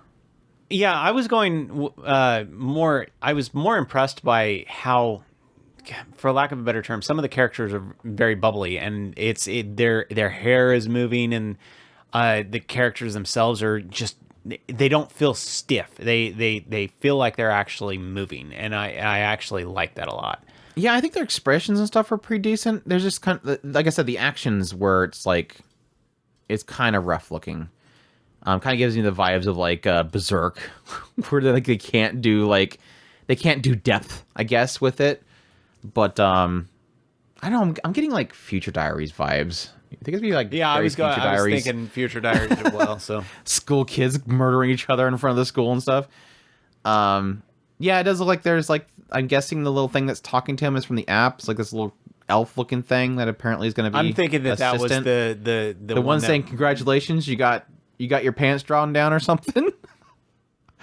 But no, the question mark really is that last line. Thus, the fetish battle royale by the god candidates. I'm wondering if their abilities is based on what they wish for. So he asked about the idea of that, and then he's given the ability. What was it called? The power to twist the cause and effect of the world and manipulate the reasons of the world. I thought itself. that was the Grimoire of Fools. The Grimoire of Fools Is his power. Did I say Grimoire of Fools? Scripture of Fools, I'm sorry. Oh, yeah. Yeah, that was the name of it. Anyways, yeah. Could be. Yeah, that's the book that he gets that randomly opens She's up. cute. I like the pigtail girl. I bet she's going to be super psychotic because she looks I'm cute. thinking that she's the one She's cute, so she's obviously got to be craziest. I think she's the one that shows... No, because it... We'll go... I know this girl, the one that he bumps to in the door is going to definitely be the one that he wants to do. Yeah, this girl right here. She's probably going to be Hanako, whatever. You think so? Yeah. Because he's got that look like, So who's the one that went crazy with the big sword? That's Hanako, yeah. Like I said, she's supposed to try to kill him. So that's probably her right there in that part where it starts getting rough CGI. Yeah, see? Yeah, it is her. Well, what a shame. Yeah. Called it. No, I'm joking. Anyways, we'll see. The more I talk about this, the more I'm actually interested in it. We'll see if it actually turns out to be a solid show. Bad, rough CGI here and there or not. I've heard from Earthly, who from our community, he went over to seen it at a convention, and the producers were like, "Yeah, it looks kind of rough. We'll work on it." So hopefully, it means that they improved a little bit since then. It didn't sound too good when I heard about it there, but yeah, we'll see. God app. Moving on, our rainy protocol. You ready for some love triangle, Chris? Have you been longing for some love triangles? It's been a while since we had a really solid love triangle. Why not have one now? Well, it's because that one studio is doing everything else. So yeah, that one studio is doing everything else. Hey, well, gotcha. Yeah, that one. Bokura no Amero protocol. The story centers on Shun Toki Noya, a second-year high school living with his mother and younger sister. After his father's death in an accident and his sister's injury, he quit the game. He quit the game he was passionate about and now works at an esports cafe called Fox One. He spends all of his time studying and working part-time and hanging out with his childhood gaming friends. Suddenly, he learns that Fox One is in a huge amount of debts. In order to repay the debts, Shun and his friends aim to win the Saxerion Championship and win the prize money. With a sense of guilt, Shun jumps back into the world of online games and is confronted by Bakuratsu-kun, who used to play the game with him. Studio's quad, source original, genre's drama. Nobody interesting working on the project. So yeah, it kind of gives that indication like he quits the game. I'm guessing he's going to be working at this cafe place. He's going to have a girl there that's interested in him. He's going to help them try to get out of debt. They're going to play alongside each other. Then he's going to run into his old friend, this old girl that he used to hang out with in the game. And that's going to be the love triangle there. Doki Dokis, all that kind of stuff. And then he'll break one of their hearts. Now, I don't understand why he cares so much about Fox One. Like, join the championship to help this company he started working at. But I'm guessing there's going to be some sort of connection there. Maybe they gave him an opportunity that nobody else did to have a job, and that put him in debt. And so now he wants to help save the company. But we'll see. Idolmaster A Million Lives is the next CGI Idolmaster show that we've been anticipating for a long time. Idolmaster A Million Lives, Mirai Kasuga, who wants to carry on a dream she is yet to see. Shizuka Mogami, who yearns to be an idol and is shaken. Okay. Is it idol? Okay. I guess she had a bad experience. Tsubasa Ibuki, who does not know what she can be serious about. Okay. At 765 Productions, new idols gather and everyone's dreams will be brought into brilliance at the theater. The long-awaited anime of the Idolmaster Million Live. Did I say Million Lives earlier? It's like I thought that was a different show. Studios Shirogumi, of course, is a CGI company. Source is a game. Genres are music. The director is the one that worked on Gundam Build Divers and Aikatsu. And series composition by the one that worked on Duel Masters Wins, Scarlet Nexus. That's a good one. In Yokai Watch. I'm excited because it's Idolmasters. I love Idolmasters. I think I've enjoyed everything Idolmasters that I've consumed. On the other end, I will admit that synopsis sucks. That synopsis really sucks. It sounds super generic and has no value to it. So we'll see if the show itself is much better. I've never really looked into Million Live at all, so I'm assuming it's a really popular franchise because it says right there that's a long-awaited anime. So if the synopsis says a long-awaited anime, it's got to be something that people have been long-awaiting it. Mm-hmm. She wants to carry on a dream that she's yet to see. Girl that yearns to be an idol but is shaken, and somebody who does not know what they want to be serious about. I don't know. It's a really dumb synopsis. Good, Chris. Are you excited? The CGI doesn't look too bad. Shirogumi is a solid studio, so I don't know. We'll see. It seems I don't know, the CG doesn't look bad, I guess, but we just got done watching God App. Yeah. So it's not a hard one to beat. I don't know. Idolmaster generally doesn't. I find him to be fun, but I don't know. We'll see. Definitely, we'll see. Idolmaster Million Live. Next is, oh gosh, Maho Films is back again, Chris. I can't take this studio anymore. A playthrough of a certain dude's VRMMO life, or Taru Osan no VRMMO Katsudoku, or Katsudoki, sorry. A new type of VRMMO called One More Free Life Online. I want to hear that opening segment. One More Free Life Online. It's out. He logs in as a young boy avatar called Earth. Tachi Tanaka, 38, single, has a regular office job and enjoys playing video games in his free time. In a world where there's our second in a world where the player is free to do as they wish, he decides to master the skill that has been deemed to be useless. Oh, we're going that route. He makes potions that are too much of a hassle to make, cooks foods that are excessively too good, and uses bizarre original weapons to hunt monsters. Studio again is Maho Films. Source is light novel. Genres are action, adventure, comedy, fantasy. There you go. We're going with he uses the broken thing and it becomes OP. That route of, at least it's not isekai. At least it's not isekai. At least people could be excited about that. Basically, he's intentionally playing hard mode. Yeah, but it's going to be one of those things where he does the stuff that nobody else does and it ends up being OP. It's kind of like the defense girl. It said that he's going to be OP? Yeah, it says that his food's excessively good and bizarre original weapons to hunt monsters. And he's flying on a big, gigantic bird and blowing up stuff, so I'm assuming it's OP. I don't know. I didn't get the impression he was playing it OP. He just was playing it intentionally hard mode. Oh, there you go. We'll see, though.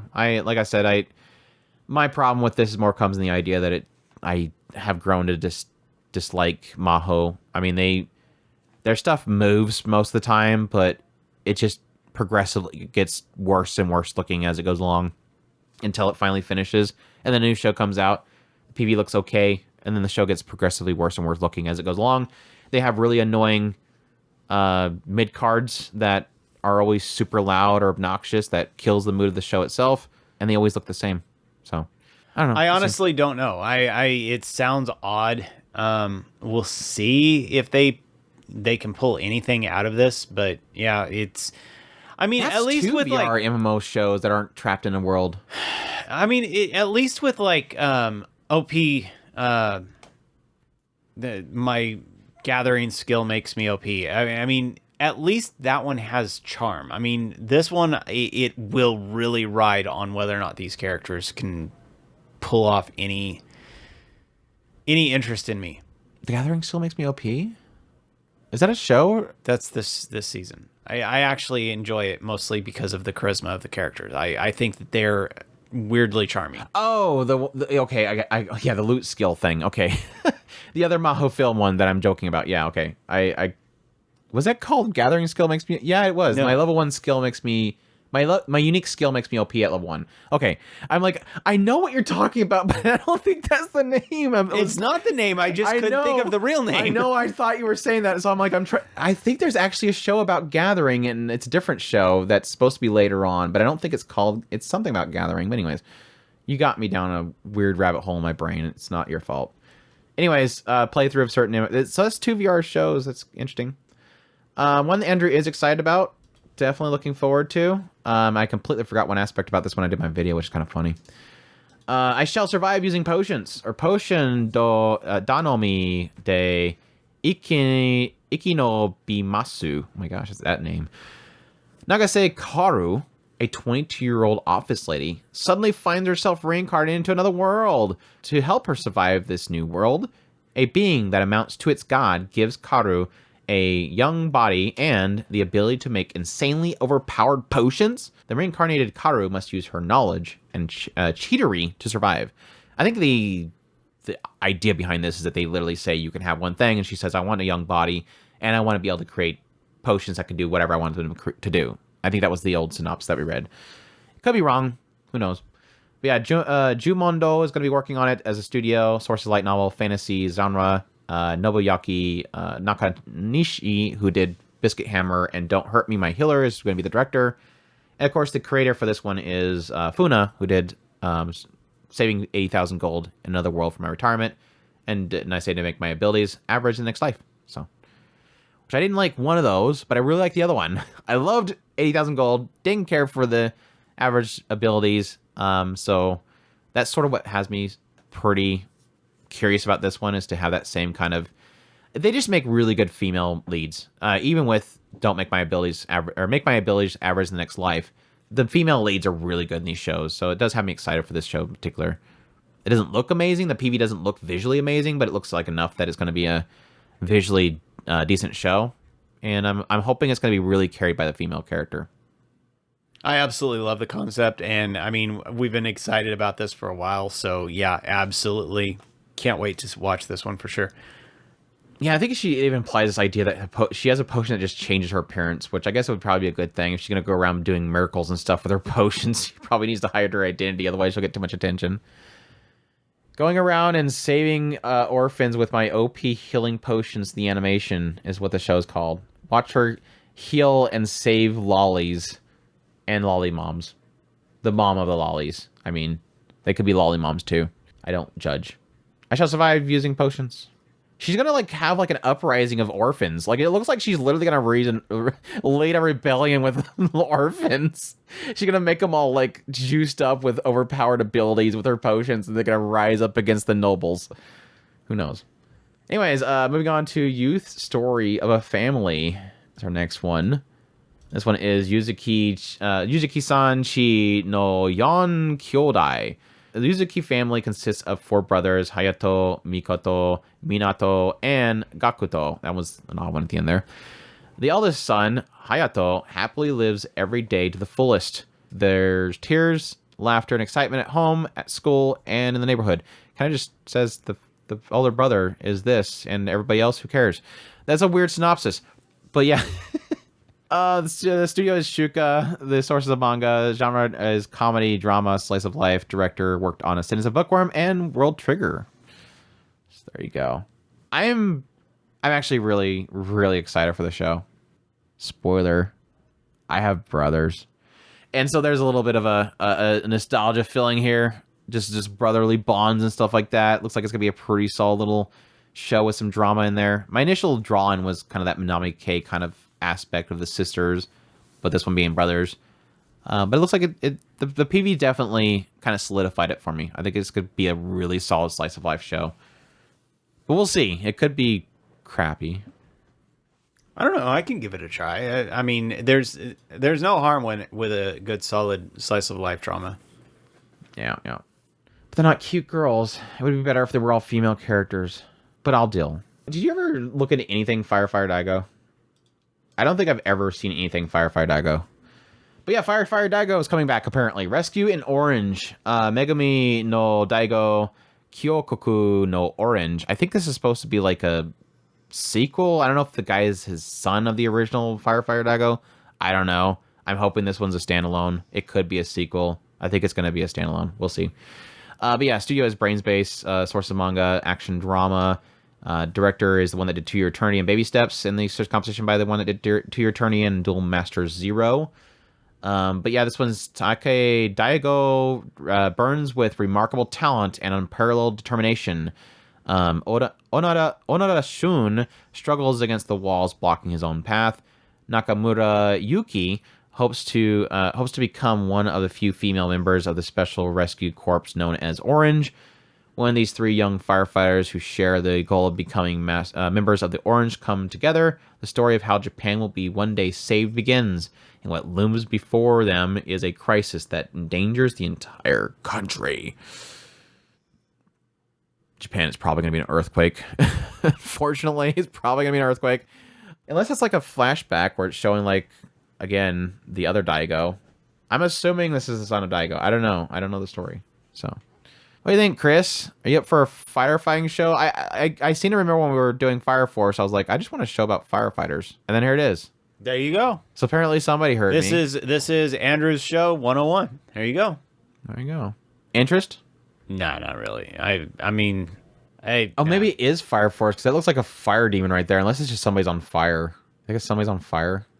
Or that something on fire. I'm sure that if it pulls something together, you'll drag me into it. But as it stands right now, it doesn't really appeal to me.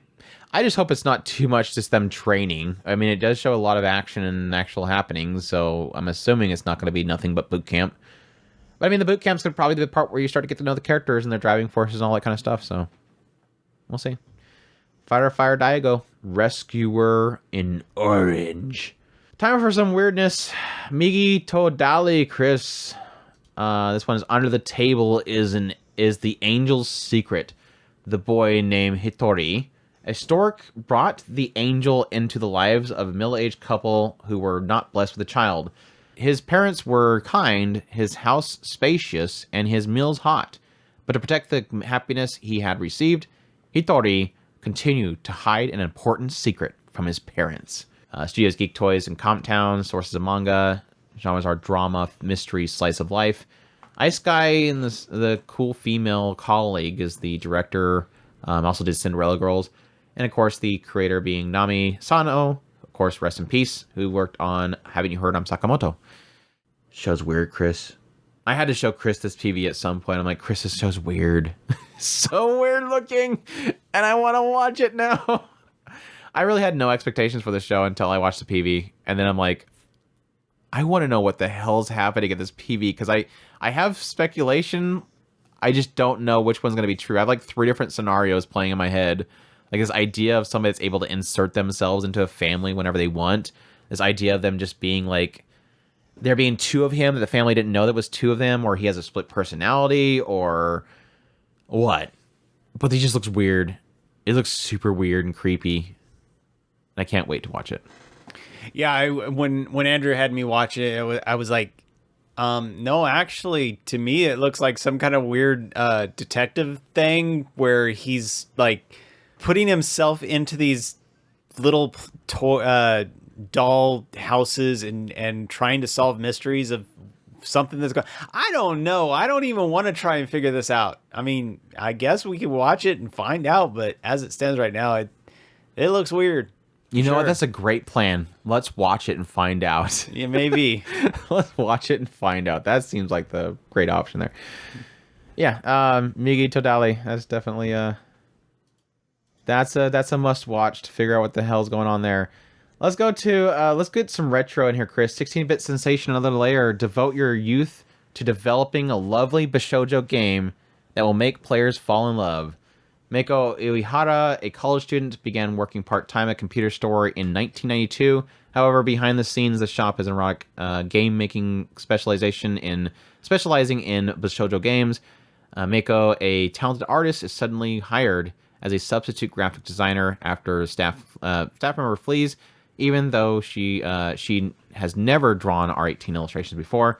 will she be able to complete Eroge successfully with a 16-bit PC as her partner. Her career as a creator begins. Did they just drop a Clannad or something in there? It was canon, yeah. It was a canon cover. Well, that's to the point. This is like, I mean, that was probably like a reference there, but apparently the original manga. I think that's a synopsis of the manga. The PV indicates this idea that she got transferred back in time to 1992 because she has a tablet, a drawing tablet. And now she's back in time where, of course, mouse and keyboard clicking in individual pixels is how you're going to draw something. But yeah, the manga itself is technically a conceptualized retelling or like story based on the experiences of several employees that used to work at Aqua Plus, which, of course, they made things like Two Heart 2, Utuwara Mono, and it is written by Tamaki Wakaki, who, of course, is known for doing Well, God Only Knows. So, there you go. Genres are comedy and slice of life, and Studio Silver. Excited, Chris? I actually kind of am. So, I mean, we've got quite a few different things going on here that I'm actually kind of really interested in. So, I'm actually definitely giving this a shot. Oh, icing on the cake. Her Seiyu is Kaguya. Kaguya Summer Love is War. Oh, yeah? So you can hear that squeaky, goofy self. You can just hear it. I can just hear it while I'm watching the PV, even though we have it muted because I don't want to hit the mics. But yeah, I'm super pumped for this one. Honestly, never seen really anything on it except for key arts until this recent Animeplex Fest. And I think ever since I've seen that PV, I'm like, I like this. It just has that. It's got a nostalgic feel in there, a lot of old retro stuff. I always love this kind of stuff where you get the insights into the industry itself. Granted, this is early 90s. Again, technology being much different back then for how they created these visual novels and stuff like that. But it's still a really cool look into that industry and how they used to create this stuff and the passion they have in it. And then plus you also have the fact that you're probably going to have a lot of question marks around the fact they're doing R18. But yeah, I'm super excited for it. It looks fun. They showed the OP at the Aniplex Fest, and it was just hitting on nostalgia with a bunch of goofy graphics and stuff like that. So I can't wait. It looks super fun. I'm super pumped for it. 16-bit sensation. So there you go. Something I'm not pumped for, but I'll give it a shot. We have my new boss is Goofy. Atarashi Joshi wa Dotenen. The story of Aratashi Joshi. The story of it follows a guy, Momose, a 26-year-old office worker who ends up leaving his previous job because terrible power harassment from his previous boss. At first, Momose is stressed that his new boss, Shirosaki, will give him similar poor treatment. But it turns out Shirosaki is a bit of a natural airhead despite his serious and severe-looking demeanor. There you go. That was kind of funny. I did chuckle the first time I seen that. He flipped his pen around, then went to click it and stabbed his finger. I shrug. Chris, are you excited about this at all? A1 Pictures working on it? Well, obviously, seeing as how I'm absolutely in love with my senpai is annoying, my tiny senpai, you know, all these shows. Obviously, I'm just going to be completely enthralled with this one, right? I do like office work environment comedies. I do like there is a surge of it. Granted, most of them are kind of focused around either short statured girls. Well, they're mostly all about short statured girls. Both my senpai is annoying and Chisai senpai is pretty much both the short girls, but it just looks super flat and kind of, it's very, I guess, deadpan. It would be the best way to put it. Just very kind of mute looking face doing something doofy. I don't know. He does give him, yeah. He gives her menstrual medicine. His stomach's hurting, so he gives him menstrual medicine. Okay, I probably am gonna watch this and probably get a few chuckles. There's two skits of the PV that makes me chuckle, so I will. I'll give it a shot. I'm not gonna not watch it. My new boss is Goofy. Dog Signal, Chris. I don't even think we have a PV for this. I don't think Dog Signal's happening. I'm sorry. If anybody thinks that Dog Signal's coming out, I don't think it's coming out. We don't have a studio. We don't have a PV. Apparently it's supposed to come out within a month. I don't think it's happening. We'll see. A dog trainer is a job that connects dogs and people. Brilliant. An indecisive young man, Miyu Samura, met Shinichiro Niwa, a miracle working dog trainer, while walking the dog of his ex-girlfriend. The accidental encounter will greatly change Miyu's life. The story is about the growth of a new dog trainer. There you go. Apparently, the guy that worked on Spy Family and Dororo is going to be directing it. It's based on a manga and it's slice of life. Excited, Chris? I'm hesitant. All we got to go by is a synopsis, so I hope you're excited. I want that one to work, actually. So, we'll see. The manga art doesn't look good, in my opinion, but we'll see what they do with it. But yeah, like I said, not having a studio or a PV is kind of scary. Unless it's like a way late release. I think we've had a few cases where stuff has come out late. Kawagoe Boys Sing. The story is about Kawagoe schoolboys choir club and their instructor, a former orchestra conductor named Haro Hibiki. The club members' personalities clash. Big shock. And Haro helps them grow together through their singing as they aim for nationals and the boys' choir contest. Studio is EVG Telecom Animation Film. Source is original. Comedy music is the genres. The director is working on Did Brothers Conflict and To All of You That I Loved. Anyways, are you excited, Chris?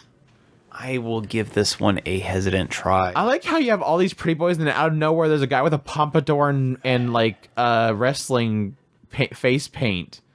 Where the hell did that guy come from? I mean, I will give it a chance just based on the idea of I would hope that it has solid music. If it turns into a boys band, or one of the boy group things, I don't know. But if pretty it's faces, I know, and that's why I'm a little leery. I mean, it sounds like it could be like a choir. If it's a choir group, I mean that might be interesting to hear to see if that is solid. But I don't know. I don't have a lot of hopes for this. It comes off as a pretty boy CD selling thing. Yeah. It always usually comes down to CD selling, and that's what kind of ruins it for me. We'll see though. Bullbuster is our next one. I like this. I want to point this out to Chris before I do this. Come on. There. Oh, does that look familiar to you? Does that look familiar? Does that CGI look familiar to you, Chris? Right there. It looks like Kamikatsu CGI action right there. Think so? Woof. Well, only that shot right there looks bad. The rest of it looks okay. It's just that one shot looks like Kamikatsu. Anyways, Bullbuster. A young engineer named Akino Tetsuro, who has developed a new robot, Bullbuster, is transferred to Hato Industries, a company that exterminates harmful animals. There, the company and its president, Tajima Koji, are up against a mysterious life form known as Kyoju.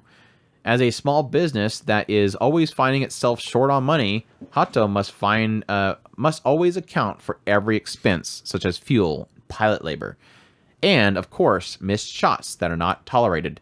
The company is always stuck between their ideals and Kyoju extermination and the reality of economy. Studio is Nut. Source is multimedia project. Genres are mecha. Director is Hiroyasu Aoki, who did Hero Mask. No. What's no? I'm just answering your question before you even ask. Do you think she's cute? She does look cute. Oh, yeah. I'm guessing those are the Kyoju. They look terrible. The CGI for the Kyoju look terrible. Maybe it's intentionally they're supposed to look terrible, because I know every time you criticize things now it's intentional. They look terrible, like very kind of slimy, and they don't fit any of the art style at all. The mecha CGI, it looks all right. I don't know, the concept's funny. There's a give and take here. It's like I'm hoping they'll actually explain why a company that's supposed to go out and protect people from what seems like probably things that could kill mankind, life forms, you'd think they would have proper funding, but yet they're apparently having to pinch pennies. maybe the government's being super cheap, but I don't know why you would expect that you'd be able to protect people if you can't afford underbid bullets. themselves, Andrew. But we'll see. It's got an interesting concept in the idea of like, yeah, you can't just go out there blasting every time you shoot. You kind of have to make it count, and you have people yelling about expenses and stuff, but that might get annoying. I don't know. They could do some interesting stuff with it, but we'll see. The CGI monsters look stupid though. The designs look fine. I think the character designs and stuff look decent. So we'll see. Bullbusters. Was that all you're gonna say though? Was no? No, I'm not too into this one. Okay, there you go. Pluto, the show that Andrew, everybody, well, a few people shame me for not putting in my top 10 most excited shows for next season. I completely forgot about Pluto. I made a whole 10 list and honorable mentions, and I didn't include Pluto because it was way down at the bottom of every list because it's a Netflix full dump show that's going to drop at some random point. Not really random. I think it's October. But yes, I am super excited for Pluto.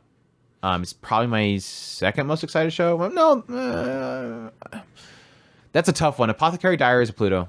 I'll probably still say Apothecary Diaries. It'll be like a close third. So, anyways, yeah, let's jump into Pluto. Pluto is a murder occurs in an orderly world where robots are unable to kill humans.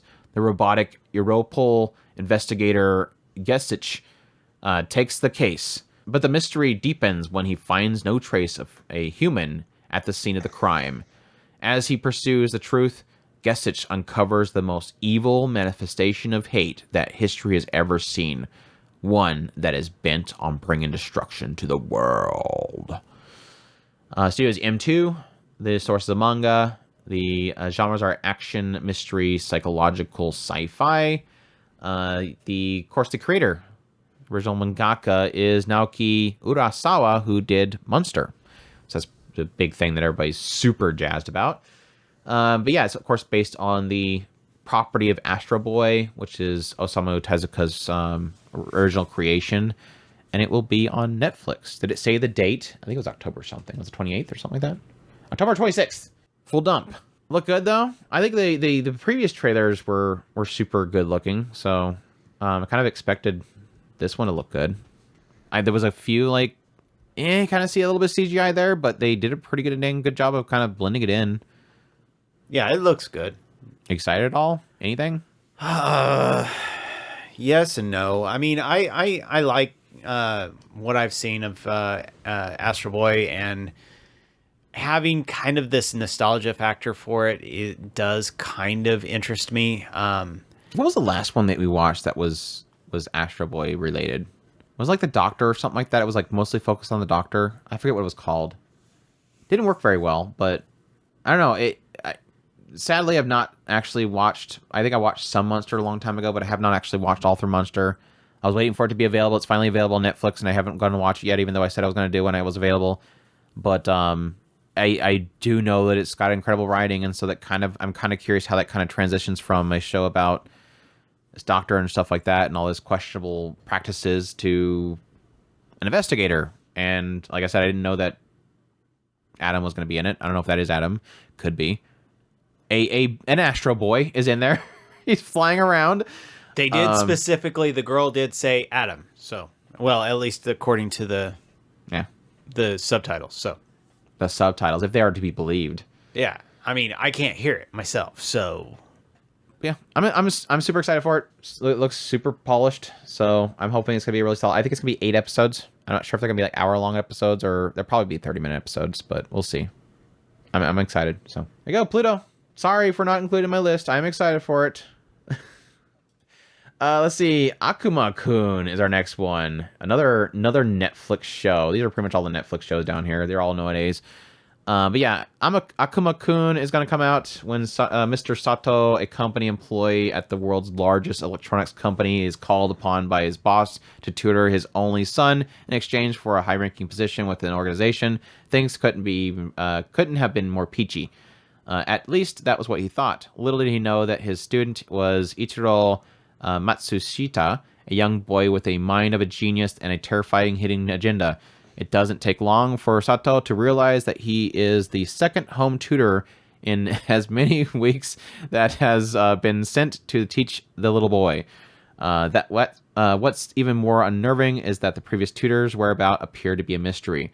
Little boy's true identity is revealed when he puts Sato under a curse, turning him into a lizard man and making him one of his servants.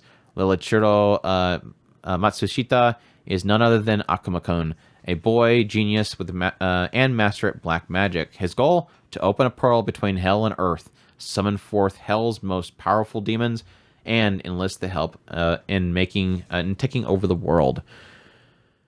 Well, that was a different synopsis than I remembered. I haven't looked into anything with this series in a long time, but yeah, Encouragement Films working on it. Manga is a source, adventure, fantasy, horror, supernatural. And of course, the creator is the one that created Gigi no Kitaro, which I never get around to finishing that series. I could see that. I was the artwork has me so highly intrigued. I am very, very curious about this one, but it's got a very unique design, especially the backdrops. It does. Very sketchy backdrops. I don't know. I kind of want to try it, so we'll see. Yeah, I think this is only supposed to be a 4-episode one. I'm kind of curious if that means that this will be a 1 hour each episode if it's only 4 episodes. But yeah, I kind of it's very old style, unique look to it. I kind of really like it. But that was kind of my same feeling with the Gigi no Kitaro, that new one they did with that one. It's very unique style to it that kind of grabs your attention. Oh, maybe it's not 4 episodes. I thought maybe it's any chart that said 4 episodes. I thought somewhere said 4 episodes, but we'll see. We'll see how long that one turns out to be. That's Akuma Kun. Moving on, we have Pokemon Paladin wins, Chris. No. I think this is the one that's 4 episodes, actually. A limited original series based on Paldea region. I'm guessing that's one of the Pokemons. The setting of the Pokemon Scarlet and Violet. There you go. It told me right after I said that. Hokago no Breath follows 3 Academy students, Ohara, Aliquiz, and Homa, on their journey of growth and learning while attending school. The studio is Wit Studio. The source is, of course, a game. They just mentioned that, Scarlet and Violet. The adventure is the genres, and Kevin Penkin will be the music for it. So, at least, supposedly really good animation and some really good music. I don't know if it's a good story. I didn't play Scarlet or Violet. Did you play Scarlet or Violet? Is that a newer one or is that an older one? I think that's the new one. Is it the new, older one? Because they remake some of them. I don't know. It's probably a remake, but yeah, it's the new ones. There you go. There you go. There you go. Exciting stuff. Exciting stuff. I have no context to go on that one. Sorry. GAMERA Rebirth. We got some monster fighting shows. Did I grab the right one? Are you playing? Is this trailer just nothing but black? Maybe there's some sound effects in the background. GAMERA Rebirth. Last summer, friends and kaiju. In the summer of 1989, 6th grader Boku, Joe, and Boko, Joe, and Junichi are their last summer vacation as elementary school students. As if to cut through their daily routine, a monster named Gyaos suddenly attacks Tokyo. The 4 are petrified in the midst of a town turned to ruins as Gyaos sets its sight on them. And a huge turtle-shaped kaiju appears in front of the boys. Its name is Gamera. Despite its injuries, Gamera fights Gyaos, and with all of its might. This would only mark the beginning of the boys' summer of kaiju. NGI is working on it. It's based on a live action, obviously. The genres are action sci-fi. And the director is the one that worked on the Polygon Pictures Godzilla films, Blamu, and Ajin. Again, it's 2 for that guy. Woo, super framey. Are we going back to that, like, super framey CGI stuff? Holy crap. Like, give that guy some frames. He's got to run. Give him some frames to run with. Come on, NGI. You can spare this dude some frames. I hate frame cutting. It's so annoying. It's so annoying.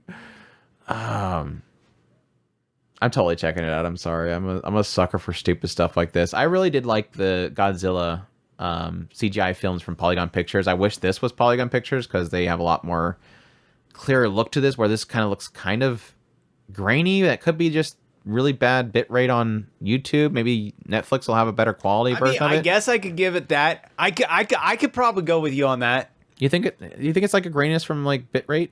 Maybe. I mean, I was trying to keep my mouth shut because I think it looks garbage. I'm sorry. I hate to be this mean to this, but it does not look good to me at all. It looks so messy. It's almost like an old game where they didn't care because it's going to be on a tube television anyways, so you couldn't see the quality of it. I think it's got to be a bad trailer on YouTube. I'd hope it's not that framey and it's got a fuzziness to the characters. It doesn't look sharp, I guess. The characters look fine. The characters look sharp. It's just the fight. It looks very super blurry, I guess. I don't know. I mean, okay. The reason why this matters is the GAMERA just totally freaking threw that dude. I love that shot. He's just like, get out of here, chomp, and then Chuck. The reason this matters is the namesake of this. Chuck. This would be like going in and watching. Like Godzilla Android SP? Men, yeah, Godzilla, Godzilla SP. Godzilla looks like, I mean, just a blurry mass. I mean, it's.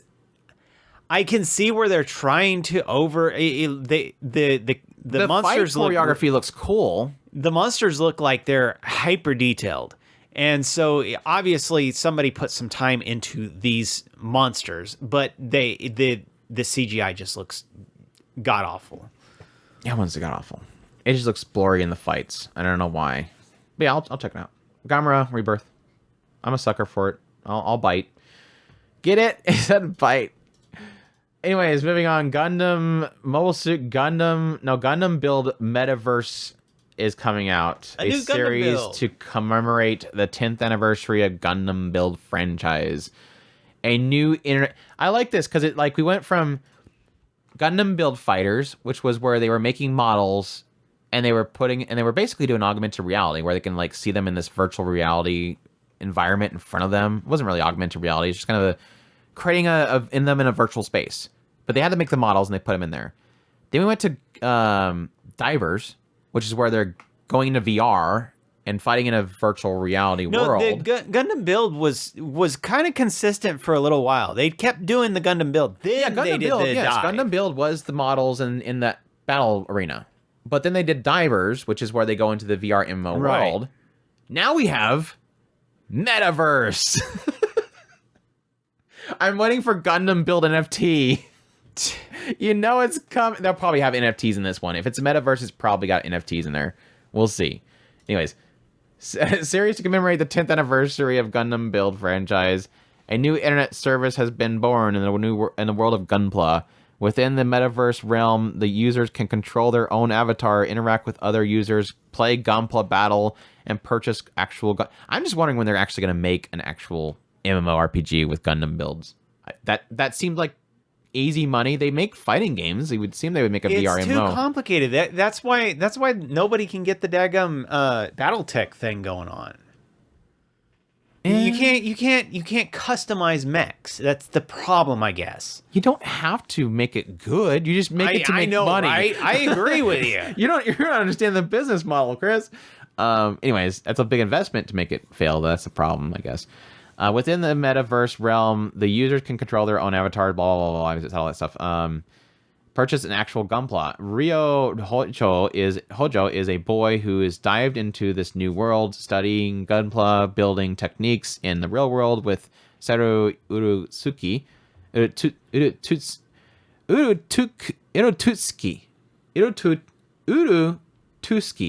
I don't know why I couldn't say that. And absorbed Gunpla battle know-how from Mask Lady in the metaverse world. She sounds dangerous. It's Mask Lady. He was seen honing his skills day by day after completing his own original Gunpla and the Law Gundam. Just say the Gundam, not the Law Gundam. Ryo happens to encounter some past champions of Gunpla battles in the metaverse. They always do. Every one of these stories, they run into people that were the past Anyways, come on, Sunrise. You could do something unique with this one. Yeah, we pretty much watched all these things. Being done by Sunrise Beyond, obviously. It's either going to be Sunrise or Sunrise Beyond. Source's original genres are action, mecha, sci-fi, and the series competition by the person that did Gundam Build Divers and Healer Girl.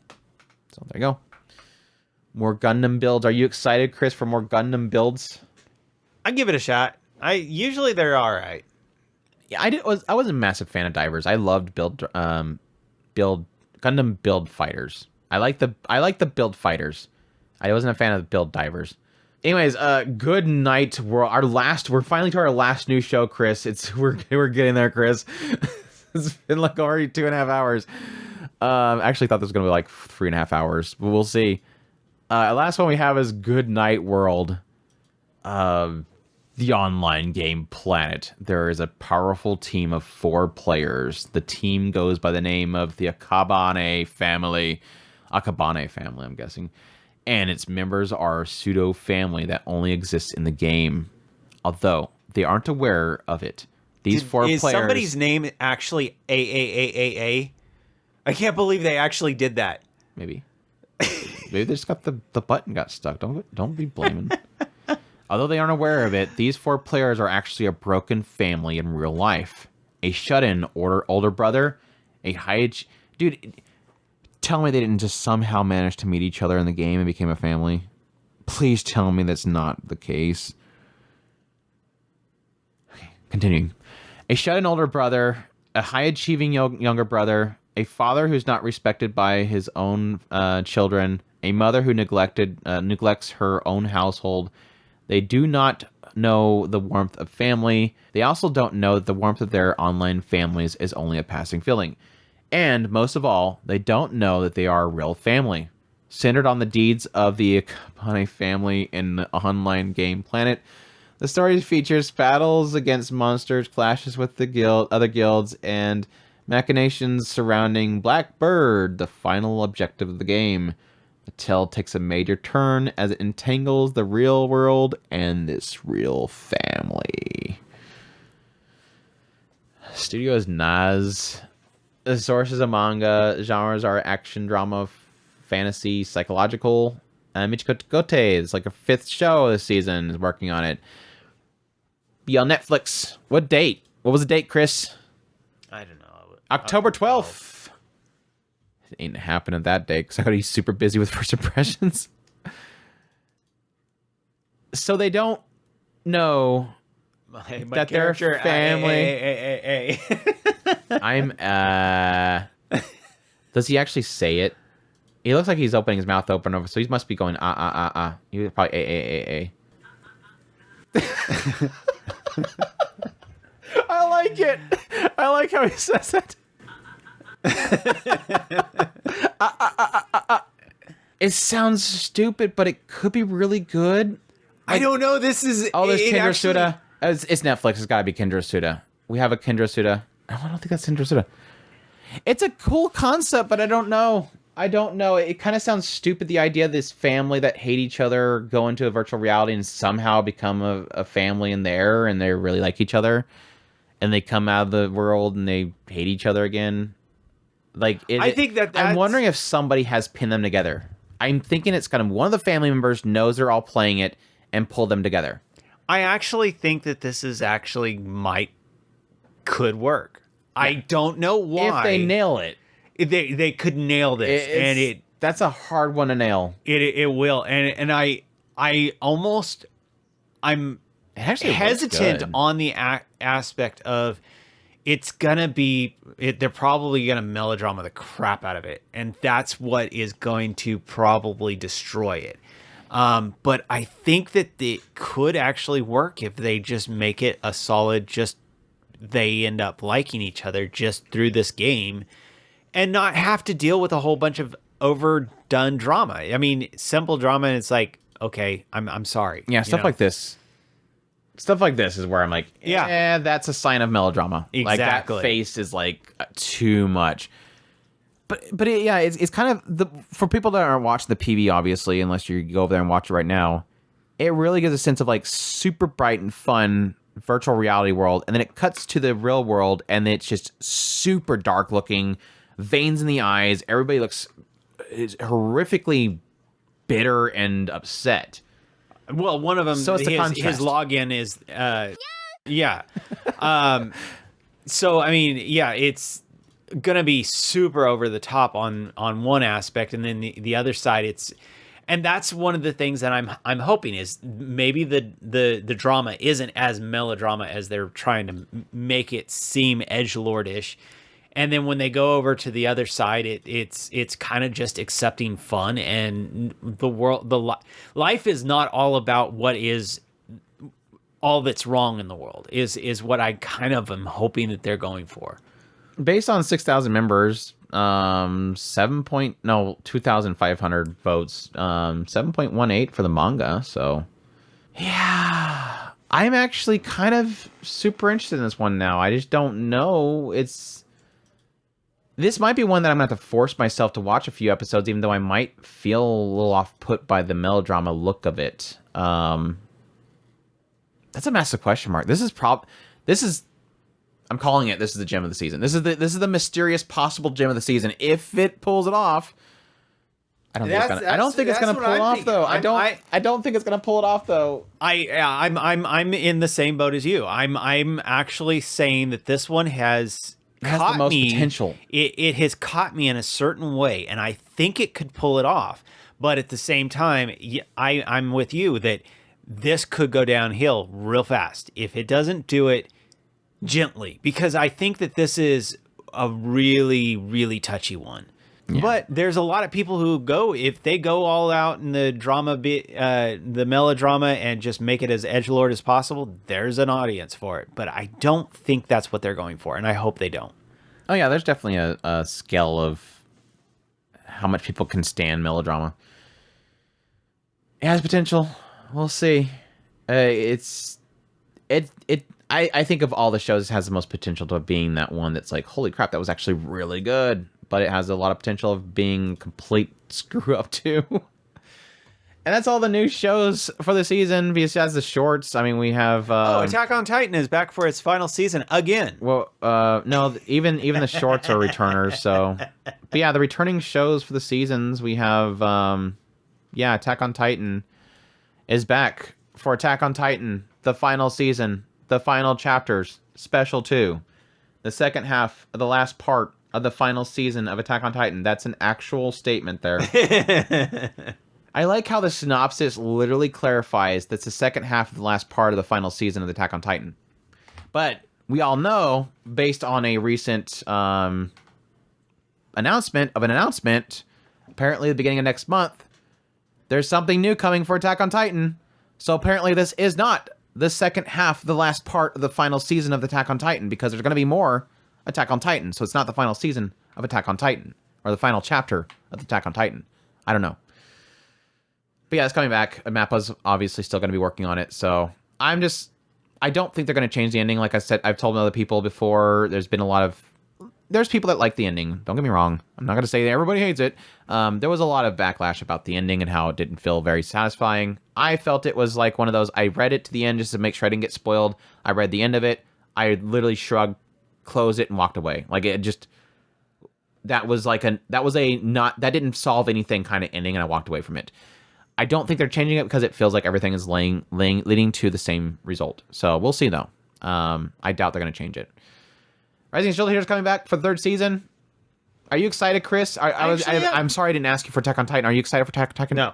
I gave up on Attack on Titan like 15 seasons ago. Shield Hero, are you excited for season 3? Yes, I actually am. Yeah.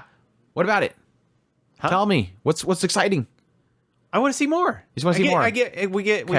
We get more sword girls. We got all kinds of who's sword girls?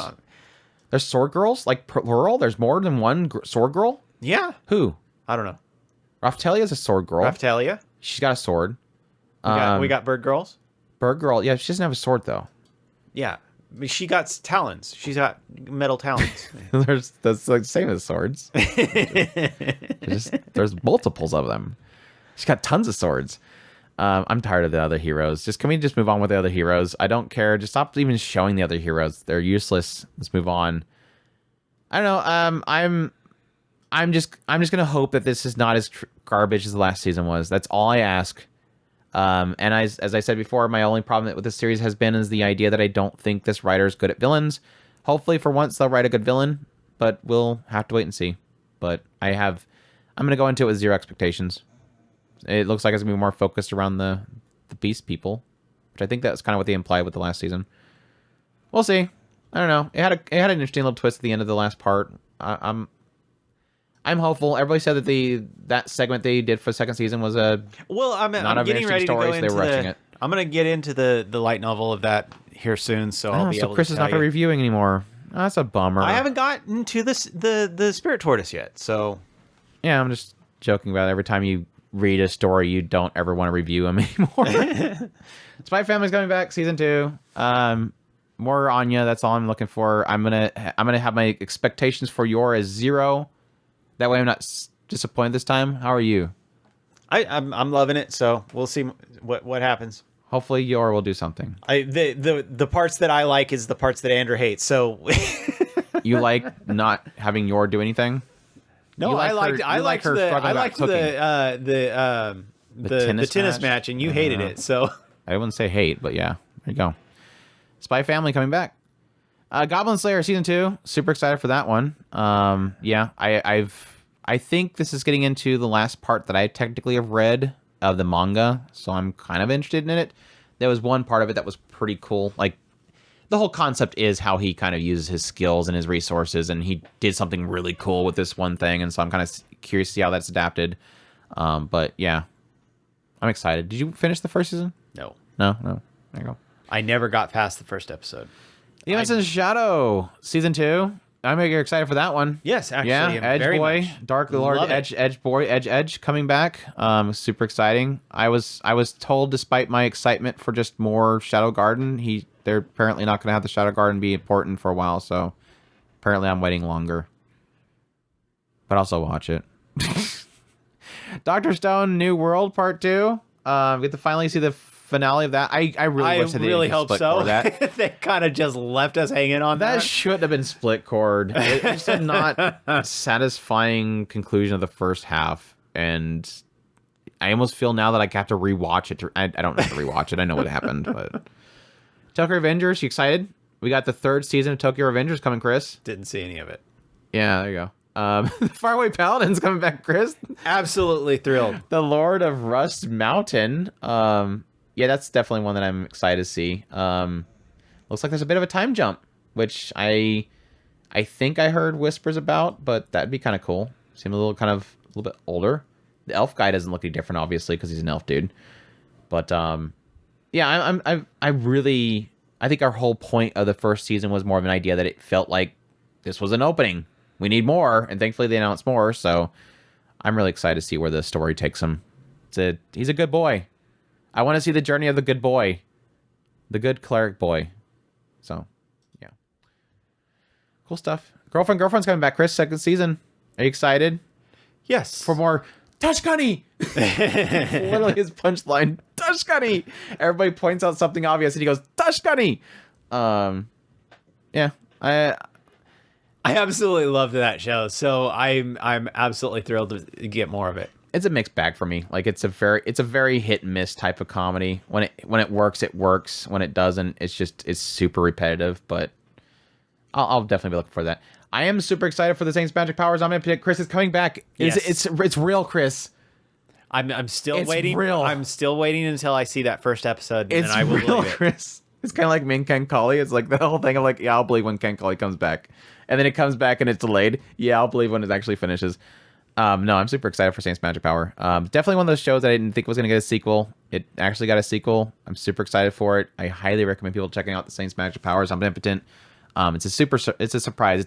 It's a female character isekai, very slice of life-ish with a little bit of mix in there of the supernatural. And I think it's a really cool story. Really like the main character. She's super fun. Really enjoy her character. Dead Mount Deathplay is coming back, Chris. Part 2. That was you. Yeah. Ancient Magic Power is coming back too. No,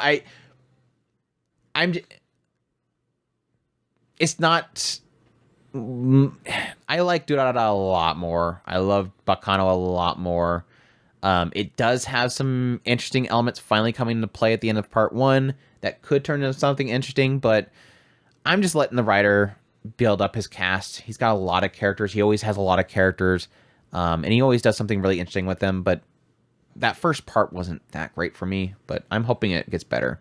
Plus, Geek Toys is not my favorite studio. The Ancient Magus Bride second season, part 2. Did you get a chance to keep up on that one? I dropped off. I wanted to keep. I kept saying I wanted to. I got to a certain point, and I don't know where I'm at. I don't even want to lie. I will catch up on it. What about Seven Deadly Sins, Chris? Oh, that hurts. What is this thing even anymore? Is this the? I don't know even what is the CGI one. I think this is the new one because that's not the main character. I have no idea what I think the this is the new going on series. with any of that stuff. I think they made like a sequel series with this new one. It's all CGI and they just been going with it. I don't know. I don't even want to read the synopsis. Apparently, the Seven Deadly Sins, 4 Nights of the Apocalypse. Just to give everybody the full title there. I don't know. Fulikuri's coming back, Chris. There's not one Fulikuri coming back, Chris, but 2. We have Fulikuri Grunge, which is the 4th season of Fulikuri, which is a sequel to Fulikuri Alternative, which centers on 3 teenagers who graduate and have started working. The CGI anime will have a theme of the feel of being an adult. And then we have Fulikuri Shoegaze, which is the 5th season of Fulikuri, which is a sequel to Fulikuri Grunge. The anime will take place 10 years after Fulikuri Alternative and will center on a high school boy and girl.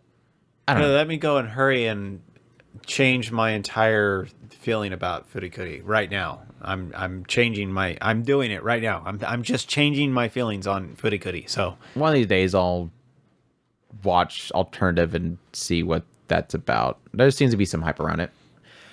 Other than that, it just really does feel like it's Toonami trying to bleed that for some reason. I think that's all Toonami stuff. Anyways, Musume Pretty Derby Season 3, Chris. Excited? yeah, actually. Yeah, there you go. Studio Kai is working on it still, so I kind of wish PA Works stuck with it, but I think Kai's doing a good job of it. I think it was Season 2 good. I don't think you watched Season 2. I did watch Season 2. That was not Special Week. That was right. They're always different characters. Hypnosis Mic, Chris. Are you excited for Hypnosis Mic? Apparently, Hypnosis Mic 1 did well enough. They made a 2nd season of it. Hypnosis Mic Division Rap Battle Rhyme Anima Plus. The 2nd season of Hypnosis Mic Division Rap Battle Rhyme Anima. That one has such a cool concept, and it just doesn't work with all the pretty boy kind of weird thing that they're trying to do on that. It becomes too much. It's kind of the feeling I had with the first season, so I gave up on it. Captain Tsubasa is coming back. Junior arc, youth arc, sorry. Captain Tsubasa Season 2 Junior Youth Hen. So a sequel of the 2018 Captain Tsubasa. We have Power of Hope Grown Up Precure 23, which apparently is an anime project commemorating the 20th anniversary of the Precure franchise. A sequel will show Nozomi Yumihara and the other characters of Yes Precure 5, Yes Precure 5 Go Go, and Futari wa Precure Splash Star as grown-ups. That actually sounds pretty cool. It does actually sound cool. I'd have to ask a Precure fan, but I'm pretty sure that's a pretty cool idea. B Project's coming back. Retsu Love Call, the 3rd season of B Project. So that seems to be still... Are you going to write that down? Oh, I thought you were going to write that down. It was flying away on me. I have to make the joke. There you go, Andrew. NFTs are coming back. NFTs are coming back with Kizuna no LNA Season 2. I don't think I'm going to do Season 2. Big shock for anybody. I don't think I'm going to do Season 2. Yeah, that's not an interesting show. Hanma Baki's coming back, Season 2. So more of that. We have Kengan Ashura Season 2. So more of that. And that's it for returners. We have shorts coming back. After School Hanako-kun. We're finally going to have this thing, which was teased a long time ago. I think it's supposed to be... Yeah, it's supposed to be a short. The Glowsly... I just don't know what they're doing with it. I'm guessing it's going to be things that weren't adapted. That's all I can think of. That would make sense. But yeah, for those that enjoyed Hanako-kun, we didn't get a sequel, but apparently we're getting shorts, which again, I think are just fillers. We'll see though. It could be another story. Realm of Nesse is coming back. season 2 of VRMMO. So train girls, train rollies. Apparently, everybody was adamant to tell me that it was a advertisement for stores and merchandise. I don't care. It's lolly trains. Anyways. And then we have continuing series, shows that are continuing on the fall season, which is Jujutsu Kaisen, second season, which is going to be 23 episodes. Rurouni Kenshin is going to be going for 24 episodes. Dark Gathering, which is turning out really fantastic, is going for 25 episodes. Helk, which is stuck in what feels like filler right now, is going for 24 episodes. And Suinduali Nor, which I gave up a long time ago, is going for 24 episodes. I couldn't do it. I got like 6 episodes into Suinduality, and I'm like, I can't. It was all right.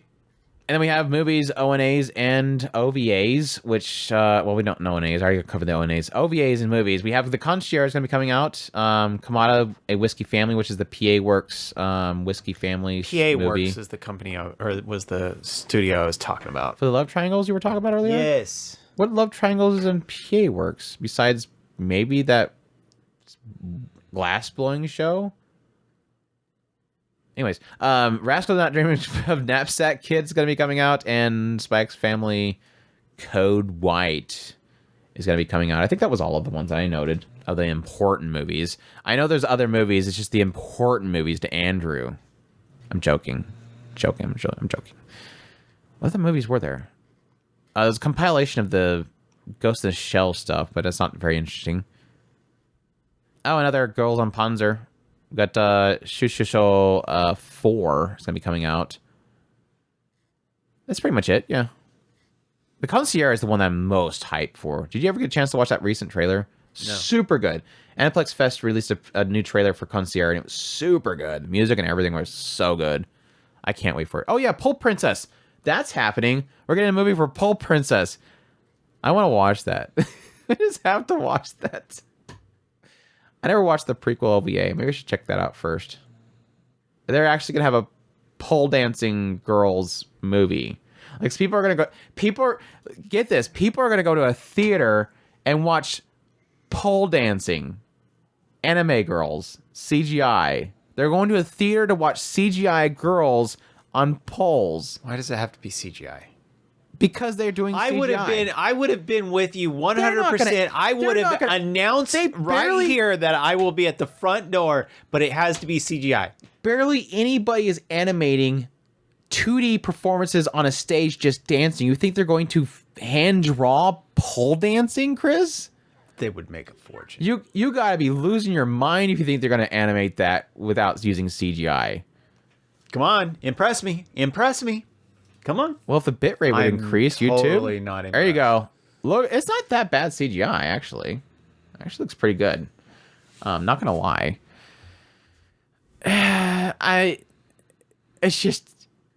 I'm I'm curious if there's an actual good story there. It can't just be most of the film's gonna be nothing but just flinging around a pole the entire time. They're gonna be stretching the ground. Doing all the poses and everything. But I don't know. The problem is like it's like that whole kind of mixture between something that's over here in the West is a very erotic thing, and they're going to be doing that with idols, which is not borderline that kind of stuff. They're always like very far away from it in a sense. Like there's still like a heavy sense of innocence with idols. So it's like how do you walk that line? It's just an excuse to get a bunch of different angles. Let's be honest, anyways. I'm just curious if they have performances. I'm all for it. They gotta have like. I wonder if they have live stage performances like idols do. Like they have the actual voice actors on the stage and doing pole dances. That's gonna be terrible. That's actually not a very easy thing. So there is idol performances later. So I don't know. Anyways, that's it. So Chris, what is your top picks?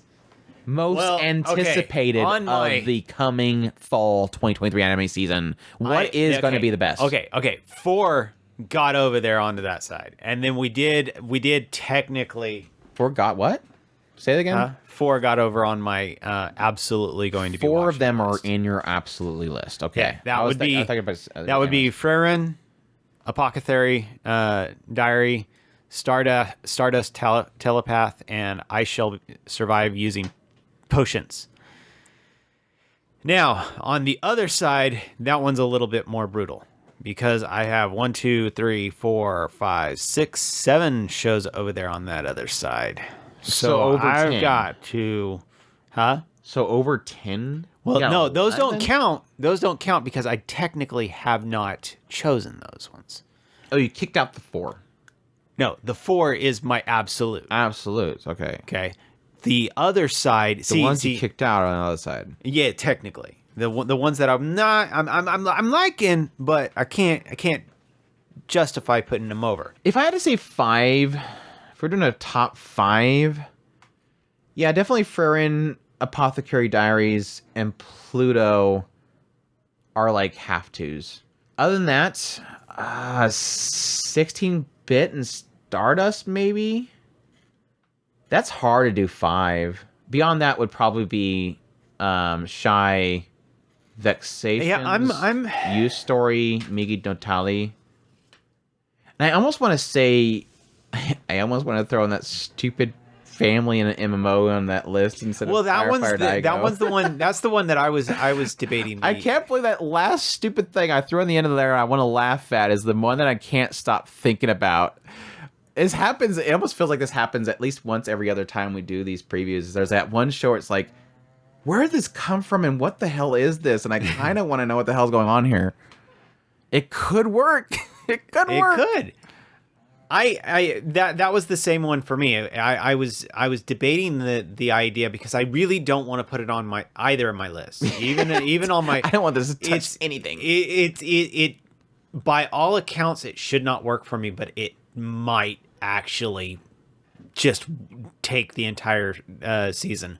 When is that coming out? I almost want to make a video on that to point that out. It would be really fun to make a video on that thing because it just like I might actually want to go over and check out maybe the first volume or first chapter of the manga too to get like a sense of it.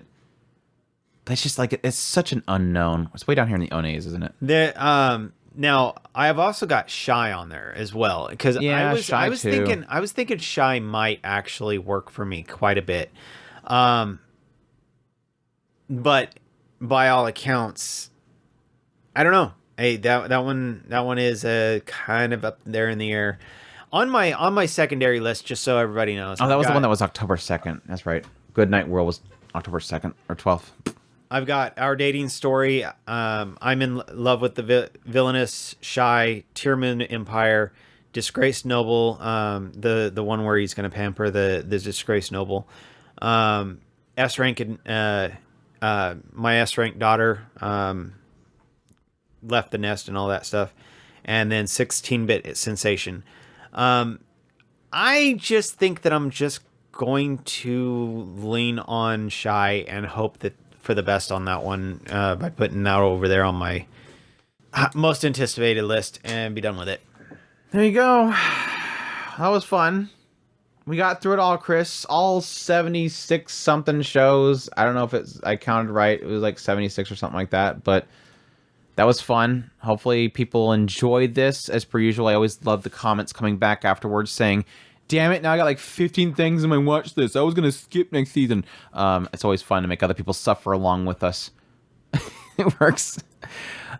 Just know that you have to at least watch Frieren. That's the only important show out of this entire list. Some people say Pluto. I can agree with that one as well. But yeah, we'll see how things turn out. As per usual, hope you guys will join us for that fall season as we wrap up the current season, get our reviews done, which is going to probably take a while.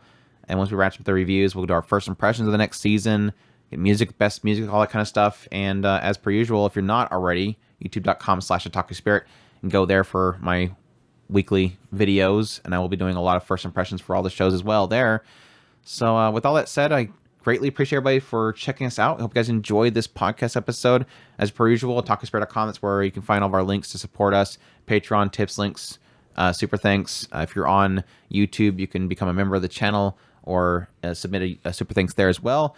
Greatly appreciate everybody that supports the channel. It means so much to us. We also have a Discord. Join the Discord. Great people over there. Y'all take care. Os.